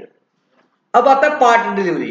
अगर कोई व्यक्ति पार्ट डिलीवरी देता है, जैसे मान लीजिए वो कहता है भाई साहब एग्रीमेंट था 100 टन का, 30 टन भेज देता है, और ये बोलता है भाई साहब मैं 30 टन ही अवेलेबल है मेरे पास, तो वो कहता है चलो कोई बात नहीं, और वो उसको एक्सेप्ट कर लेता है। क्या कर लेता है? और गुड्स को उतार लेता है, तो ये माना जाएगा कि 100% डिलीवरी हो गई है, क्योंकि उसने 30% बोल के फोन किया, भाई साहब मैं तो मेरे पास उतना ही अवेलेबल है, वो कहता है चलो कोई बात नहीं। इट मीन्स क्या? वो इस पार्ट डिलीवरी को होल डिलीवरी मान के क्या कर रहा है? एक्सेप्ट कर रहा है। बोलो बात समझ आएगी नहीं? अच्छा, वो 30 टन लेके आया, फिर उसका फोन आया कि भाई साहब मैं तो इतने कुछ दे पाऊंगा। कहता भाई साहब इतने दे पाओगे तो मैं तो नहीं लूंगा। कहता भाई साहब कुछ तो मैंने भेज दिया, आपकी शॉप पे गए हैं। कहता भाई साहब भेज दिए तो क्या हुआ, मैं तो नहीं लूंगा, मैं तो 100 टन का कहा था, 30 टन मैं नहीं लूंगा। बोलो डिलीवरी मानेंगे? नहीं मानेंगे, क्योंकि अब इंटेंशन कंप्लीट नहीं हुई। बेटा मेरी बात समझ में आएगी नहीं है? तो ये कह रहा है कि डिलीवरी के पोजीशन जैसे ही स्टार्ट होती है, ध्यान सुनो, और फर्स्ट डिलीवरी दे दी और उससे इंटेंशन है कि कंप्लीट हो जाएगी, तो पूरी डिलीवरी मान लेंगे। अगर उसने पार्शियल डिलीवरी दी है, क्या दिया है? पार्शियल डिलीवरी दी है, और उसके बाद उसने अपनी इंटेंशन बता दी कि मैं पूरी डिलीवरी नहीं कर पाऊंगा, तो पार्शियल डिलीवरी को अपने क्या मान लेंगे? फुल डिलीवरी मान लेंगे। अगर उसने पार्शियल डिलीवरी दी है और बायर ने उस डिलीवरी को एक्सेप्ट नहीं किया, तो डिलीवरी हुई नहीं मानी जाएगी। नॉर्मल ये रूल है। बात समझाएगी नहीं है? उसके बाद डिलीवरी ऑफ रॉन्ग क्वांटिटी, अब वही है बेटा सेम। अब अगला पॉइंट क्या है? Delivery of wrong quantity. Wrong quantity समझ गए? बाय मिस्टेक भी हो सकता है, और उसके पास गुड्स की शॉर्टेज थी तो भी हो सकता है, और या वो फ्रॉड कर रहा था तो भी हो सकता है। बोला ऐसा बात है या नहीं है? बिल्कुल। सुनना, it is the duty of the seller to deliver the quantity of goods in accordance with the terms of the contract. ये सेलर की ड्यूटी होती है कि जो एग्रीमेंट हुआ है, कॉन्ट्रैक्ट हुआ है, उसके अकॉर्डिंग गुड्स क्या करे बेटा? प्रोवाइड करे। If the seller tendered large और smaller quantity of goods then was agreed upon the buyer is not bound to accept it. अगर सेलर कम या ज्यादा भेजता है तो इसके लिए बायर बाउंड नहीं है कि वो गुड्स को क्या करे? एक्सेप्ट करे। बोलो बात समझ आएगी नहीं? मान लीजिए आपने ऑर्डर दिया कि मेरे को 10 टीन ऑयल चाहिए, मैरिज थी, 10 टीन मस्टर्ड ऑयल चाहिए, उसने 100 टीन भेज दिए। आप बाउंड हो 100 खरीदने के लिए? नहीं हो। आपने 10 टीन मांगे थे, उसने 3 भेजे, उसके पास अवेलेबल 3 थे या कोई भी कारण था, आप बाउंड हो 3 लेने के लिए नहीं हो।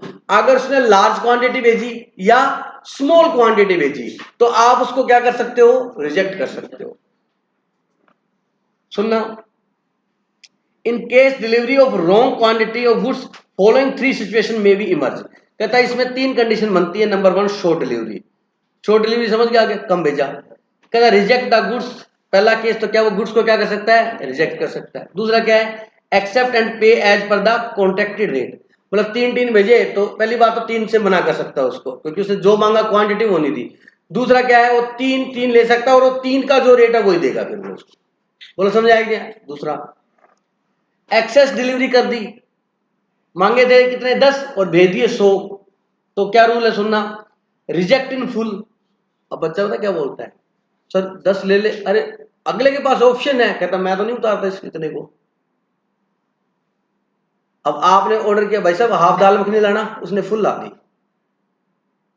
आप क्या रिजेक्ट कर सकते हो, यस। आप उसमें से हाफ रख सकते हो, यस, हाफ ले जा, दोनों ऑप्शन है। अगर आप फुल ले आए ना, आप कह सकते हो भाई साहब वापस ले जा इसको, कहता हाफ रख ले, हाफ इसमें छोड़ दे, कहता नहीं वापस हाफ ही लेके आ तू मेरे लिए। कह सकते हैं नहीं कह सकते, बिल्कुल कह सकते हैं जी हम। सुनना, रिजेक्ट इन फुल, पूरे के पूरे लोड को क्या कर सकता है, रिजेक्ट, कि जितनी मैंने मंगाई उतनी लाके दे मेरे को। समझ आ गई मेरी बात। और accept the contract quantity and reject the excess, मतलब जितनी चाहिए उतनी दे सकता है और बाकी रिजेक्ट कर सकता है। और कहता चल अपने चलता है, रूटीन में सेल होती रहती, चल दे जा यार, ले आया तो कोई बात। 3 ऑप्शन है, बोलो बात समझ आएगी नहीं। मिक्स्ड डिलीवरी मतलब गुड्स क्या था, मिक्स था, उसमें दूसरा प्रकार का गुड्स भी क्या था, दूसरी डिस्क्रिप्शन का भी गुड्स उसके अंदर था, इंक्लूड था बिल्कुल। Accept the contract goods and reject the rest, or reject the entire. बात समझ आ गई। कोई मिक्स गुड्स आ गए, 2 गुड्स आ गए आपस में मिक्स हो गए, तो वो क्या कर सकता है बेटा, कि एक्सेप्ट द कॉन्ट्रैक्ट, जिस चीज का कॉन्ट्रैक्ट हुआ था वो गुड्स ले सकता है और दूसरे को क्या कर सकता है, और या बेटा पूरे के पूरे को क्या कर सकता है, रिजेक्ट, की मैंने जो मांगा था मेरे को वही भेज। बात समझ आ गई, ये जनरल रूल है। उसके बाद है delivery of goods in instalment. अगर कॉन्ट्रैक्ट में ये हो गया कि हम गुड्स की क्या डिलीवरी कैसे देंगे बेटा, इंस्टॉलमेंट में देंगे। Unless otherwise agreed, the buyer of the goods is not bound to accept the delivery of the goods in installment। कहता बायर जो है वो बाउंड नहीं होता है गुड्स को इंस्टॉलमेंट लेने के लिए, अगर कॉन्ट्रैक्ट नहीं हुआ है। अगर कॉन्ट्रैक्ट में लिखा हुआ है कि हम डिलीवरी किस में देंगे, तो फिर बायर को इंस्टॉलमेंट में लेनी पड़ेगी, वैसे बाउंड नहीं होता है। बोलो बात समझाएगी नहीं, ठीक है। That the seller must deliver the goods to the buyer in on load unless otherwise agreed by the party। बिल्कुल सिंपल है ये तो बात। बोलो बेटा समझ आ गया। तो अगर वो पार्टी एग्रीड है इंस्टॉलमेंट में लेने के लिए तो वो इंस्टॉलमेंट में दे सकता है। अगर एग्रीमेंट नहीं हुआ है इंस्टॉलमेंट देने के लिए, तो अगर वो इंस्टॉलमेंट में देता है तो बायर उसको मना कर सकता है, उसके लिए वो बाउंड नहीं है। अगर बायर लेता है तो वो उसकी इंटेंशन है। आगे बात सुनिए। डिलीवरी टू कैरियर और वेयर फिंगर, मतलब वेयर हाउस कीपर। आपने क्या किया बेटा, ट्रांसपोर्टर को मतलब ट्रक वाले को या वेयर हाउस कीपर को, वेयर फिंगर का मतलब क्या होता है, वेयर हाउस कीपर ही होता है, उसको डिलीवरी दे दी। Where in pursuance of the contract of sale the seller is authorised और required to send the goods to the buyer. मतलब उस केस में सेलर जो है वो ट्रांसपोर्टर को या वेयर हाउस कीपर को क्या कर सकता है, ऑथराइज कर सकता है कि इस गुड्स की डिलीवरी किसको दे दे, बायर को दे। सुना बेटा, delivery of goods to the carrier for the purpose of transmission of the buyer और delivery of the goods to a warehouse keeper for safe custody is prima facie deemed to be delivery of the goods to the buyer. जैसे आपने transporter को दे दिया या ware house की, आप goods देने गए बायर को, बायर कहता कि मेरे इस गुड्स को वेयर हाउस में रखवा दो, इस वेयर हाउस में रख दो। आपने वेयर हाउस में रख दिए, डिलीवरी हुई मान जाएगी। आप उसने कहा भाई साहब गुड्स, कहता मैं गाड़ी वाला भेज रहा हूं आप लोड करवा दो। गाड़ी वाला आया, आपने लोड करवा दिया, क्या माना जाएगा। आगे बात समझे, कंटिन्यूएशन में। अब तू सीए परस्यूइंग कर रखी है तूने, deterioration of goods during the transit, मतलब गुड्स रास्ते में खराब हो गया, डिटेरियोरेट हो गया, गुड्स क्या हो गया, खराब हो गया। Where the seller of goods agreed to deliver them at his own risk at a place other than the where they are when sold, जहां पर गुड्स बेचे गए हैं वहां पर सेलर अपने रिस्क पे गुड्स को क्या कर रहा है, भेज रहा है, ठीक है जी। The buyer sell bear risk of deterioration of goods necessarily incidental to the course of transit, the party make however make a contract of the contrary. दोबारा पढ़ो, अगर सेलर ने कॉन्ट्रैक्ट किया है बायर से कि जहां पर तेरी प्रेमाइसिस है वहां पर मैं तेरे को गुड्स पहुंचा के दूंगा, जैसे मैं मान लीजिए कोई फैक्ट्री लगा रहा हूँ गंगानगर में और मैंने मान लीजिए दिल्ली से कोई मशीन मंगाई और उनसे सौदा किया, रेट फाइनल हुआ, वो कहते 10 लाख की मशीन है, मैं क्या ओके डन, मैं क्या मेरी साइड पे आप पहुंचा के दोगे और आप इंस्टॉलमेंट भी करवा के दोगे, होता है नहीं होता, क्योंकि उनकी मशीन उनको पता कैसे इंस्टॉल होगी। वो कहता भाई साहब 10 लाख रुपए लगेंगे, आपकी मशीन लाना ले जाना, हम अपने इंजीनियर भेजेंगे, हेल्पर भेजेंगे, फोरमैन भेजेंगे, आपको इस फैक्ट्री में हम फिट करा के रनिंग करके देंगे। बोलो बात समझ, होता है कॉन्ट्रैक्ट, ऐसा नहीं होता, होता है। अगला कहता अपने क्यों टेंशन ले, होता है बेटा, ठीक है। तो बताओ अब रास्ते में अगर वो गुड्स डैमेज हो गए, खराब हो गए, तो किसका नुकसान है, सेलर। आप वहां पर गए, वहां से कोई मशीन खरीदी या कोई गुड्स खरीदे, किससे, बायर से, और उससे उससे वहां डिलीवरी ले ली और अब उस गुड्स को आप लेके आ रहे हो और रास्ते में खराब हो गए, तो किसका नुकसान है, तो कॉन्ट्रेरी एग्रीमेंट किया हुआ था। वो कहता गुड्स यहां से लोड करा रहा हूं, मैं आपको भेज रहा हूं, भाई साहब रास्ते का रिस्क मेरा नहीं आपका है, तो फिर किसका नुकसान है, कॉन्ट्रेरी एग्रीमेंट किया हुआ है, बात समझ आएगी नहीं, तो बेटा फिर रिस्क उस पार्टी का रहेगा। कोई डाउट है किसी को? Liability of buyer for neglecting or refusing delivery of goods, कहता मना करने की उसकी लायबिलिटी है या नहीं है, किसके पास, बायर के पास, डिलीवरी के बारे में। Where the seller is ready, where the seller is ready and willing to delivery the goods and request the buyer to take delivery, proper tender of performance, मतलब समझ आ गया, अटेम्प्टेड परफॉर्मेंस पढ़ा था ना आपने, टेंडर, हाँ। तो सेलर यहां पर गुड्स देने के लिए क्या है, डिलीवर देने के लिए उसको बोल रहा है, उसको कह रहा है, और डिलीवरी देने के लिए क्या है, एग्री है, ठीक है। And the buyer does not within the reasonable time after such request take delivery of the goods, buyer, अच्छा बायर को बोल रहा है रीजनेबल टाइम, कहते भाई साहब गुड्स ले जाओ, गुड्स ले जाओ, गुड्स ले जाओ, और बायर अपने गुड्स नहीं लेके जा रहा, और रीजनेबल टाइम क्या हो चुका है, निकल चुका है और लेके नहीं जा रहा।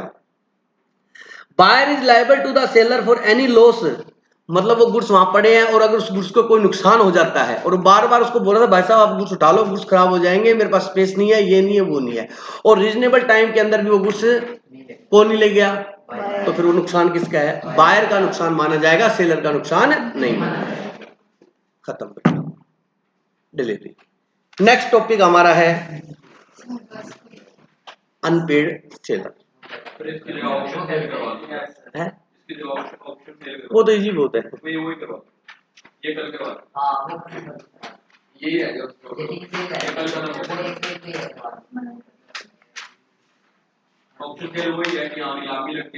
बिड लगती है, हैम्बर 2001 2002 2003 सेल होगी, या वो हैम्बर थोड़ा मार देते पुराने टाइम में।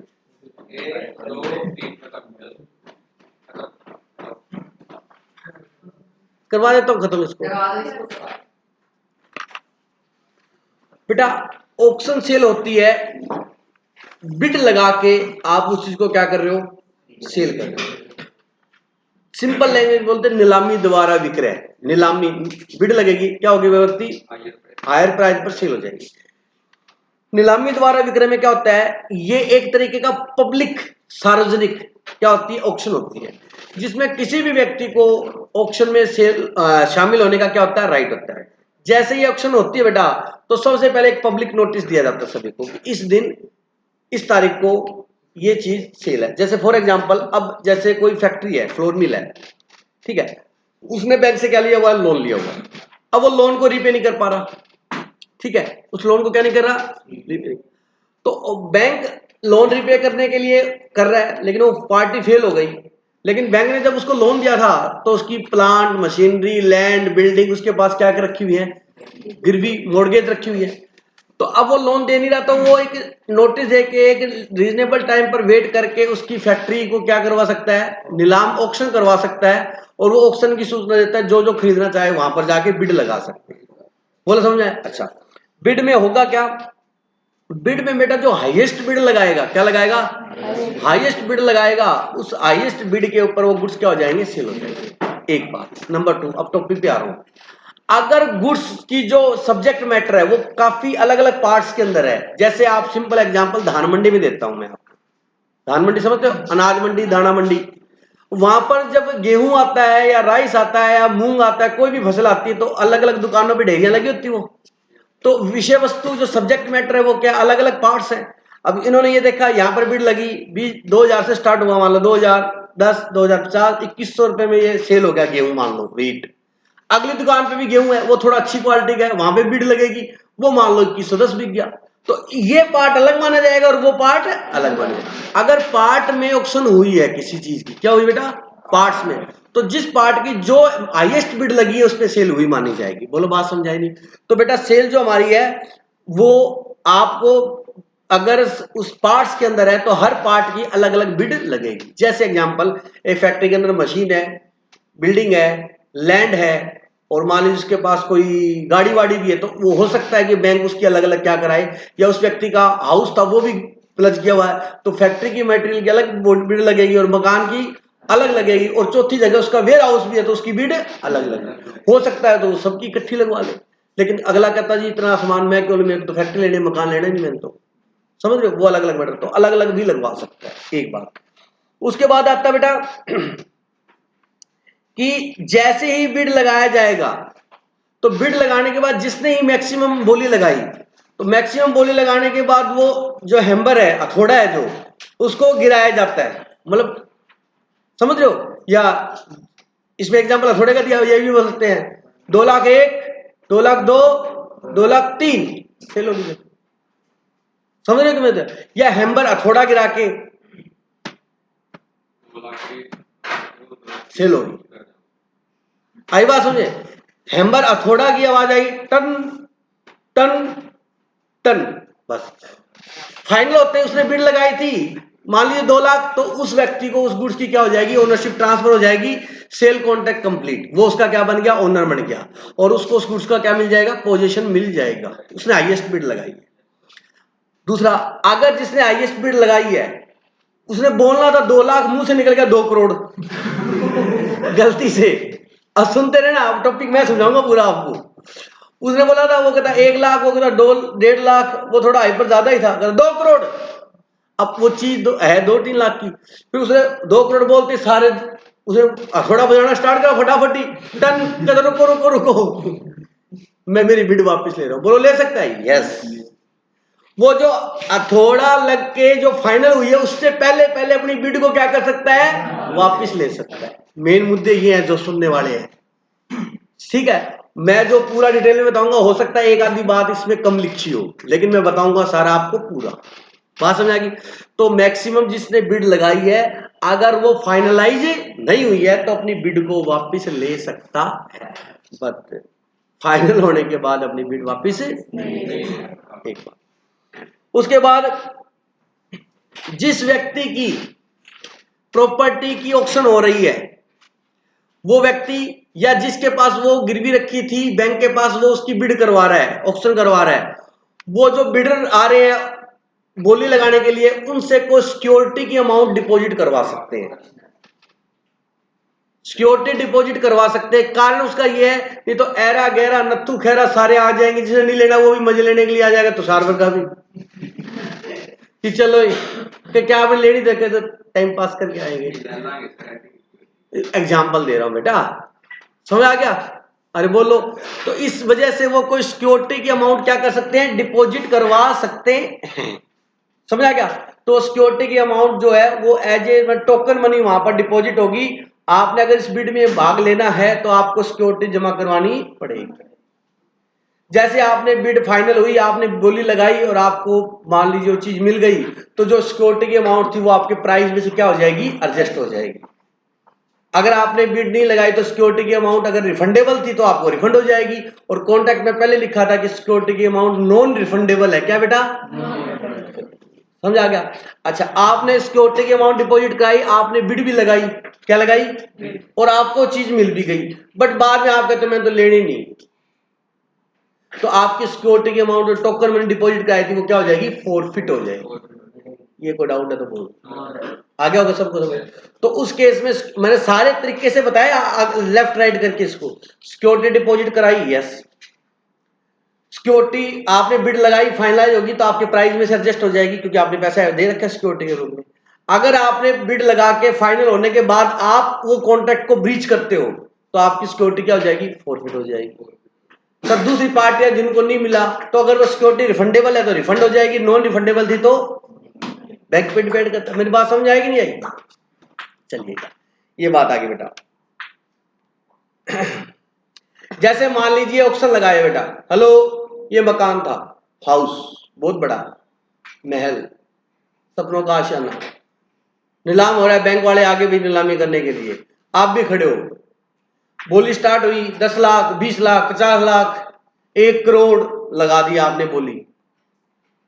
वो कहता है 1 करोड़ 1 टन, या 1 crore 2 ton, 1 crore 3 ton, final होगी क्या, बधाई हो, ऐसे बधाई दिया और वो बिल्डिंग गिर गई। वो बिल्डिंग गिर गई तो वो लॉस जो है वो उस बायर का है, क्योंकि वो टन होते ही वो ओनरशिप क्या हो चुकी, ट्रांसफर हो चुकी। बहुत डिटेल में पढ़ा हुआ है मेरा। तो ओनरशिप क्या हो चुकी बेटा, ट्रांसफर हो गई, ताश के पत्तों की तरह गिरी, तो बेटा वो लॉस किसका बताओ, बायर, क्योंकि तीसरे टन में क्या हो गया, ओनरशिप ट्रांसफर हो गई। बोलो समझ आया कि नहीं आया? तो फिर नहीं होगा बेटा, फिर ओनरशिप ट्रांसफर नहीं हुई, फिर ओनरशिप ट्रांसफर नहीं हुई, बात समझ? उससे दूसरे टन पे वो बिड भी वापस ले सकता है, बताया था बेटा, है बेटा? तो ओनरशिप कहां ट्रांसफर हुई, क्लियर हो गया मेरी बात? सारे पॉइंट बता रहा हूं, ध्यान से सुन लो, क्लास रिकॉर्ड हो रही है, भूल जाओ तो दोबारा सुन लेना इस टर्म को। अरे बोलो, चलिए अब क्या हुआ, जो बिडिंग लगनी थी, क्या लगनी थी बेटा, तो सेलर ने ये बोला कि यहां पर सभी बिडर आए हुए हैं बिड लगाने के लिए, कहता है यस, कहता है कि ये मेरी विषय वस्तु है, सब्जेक्ट मैटर है, मेरा मकान है, मेरा जिस चीज की भी बिड लगी, कार गाड़ी किसी भी चीज की, तो कहता है मेरा भी एजेंट यहां पर खड़ा होकर क्या लगाएगा, बिड लगाएगा। ऐसा हो सकता है, बिल्कुल हो सकता है कि मैं भी अपने पर्सन से क्या लगाऊंगा, बिड। तो कहता तूने तेरे पर्सन से लगाना है तो हमें क्यों बुलाया तूने, वो इसलिए बुलाया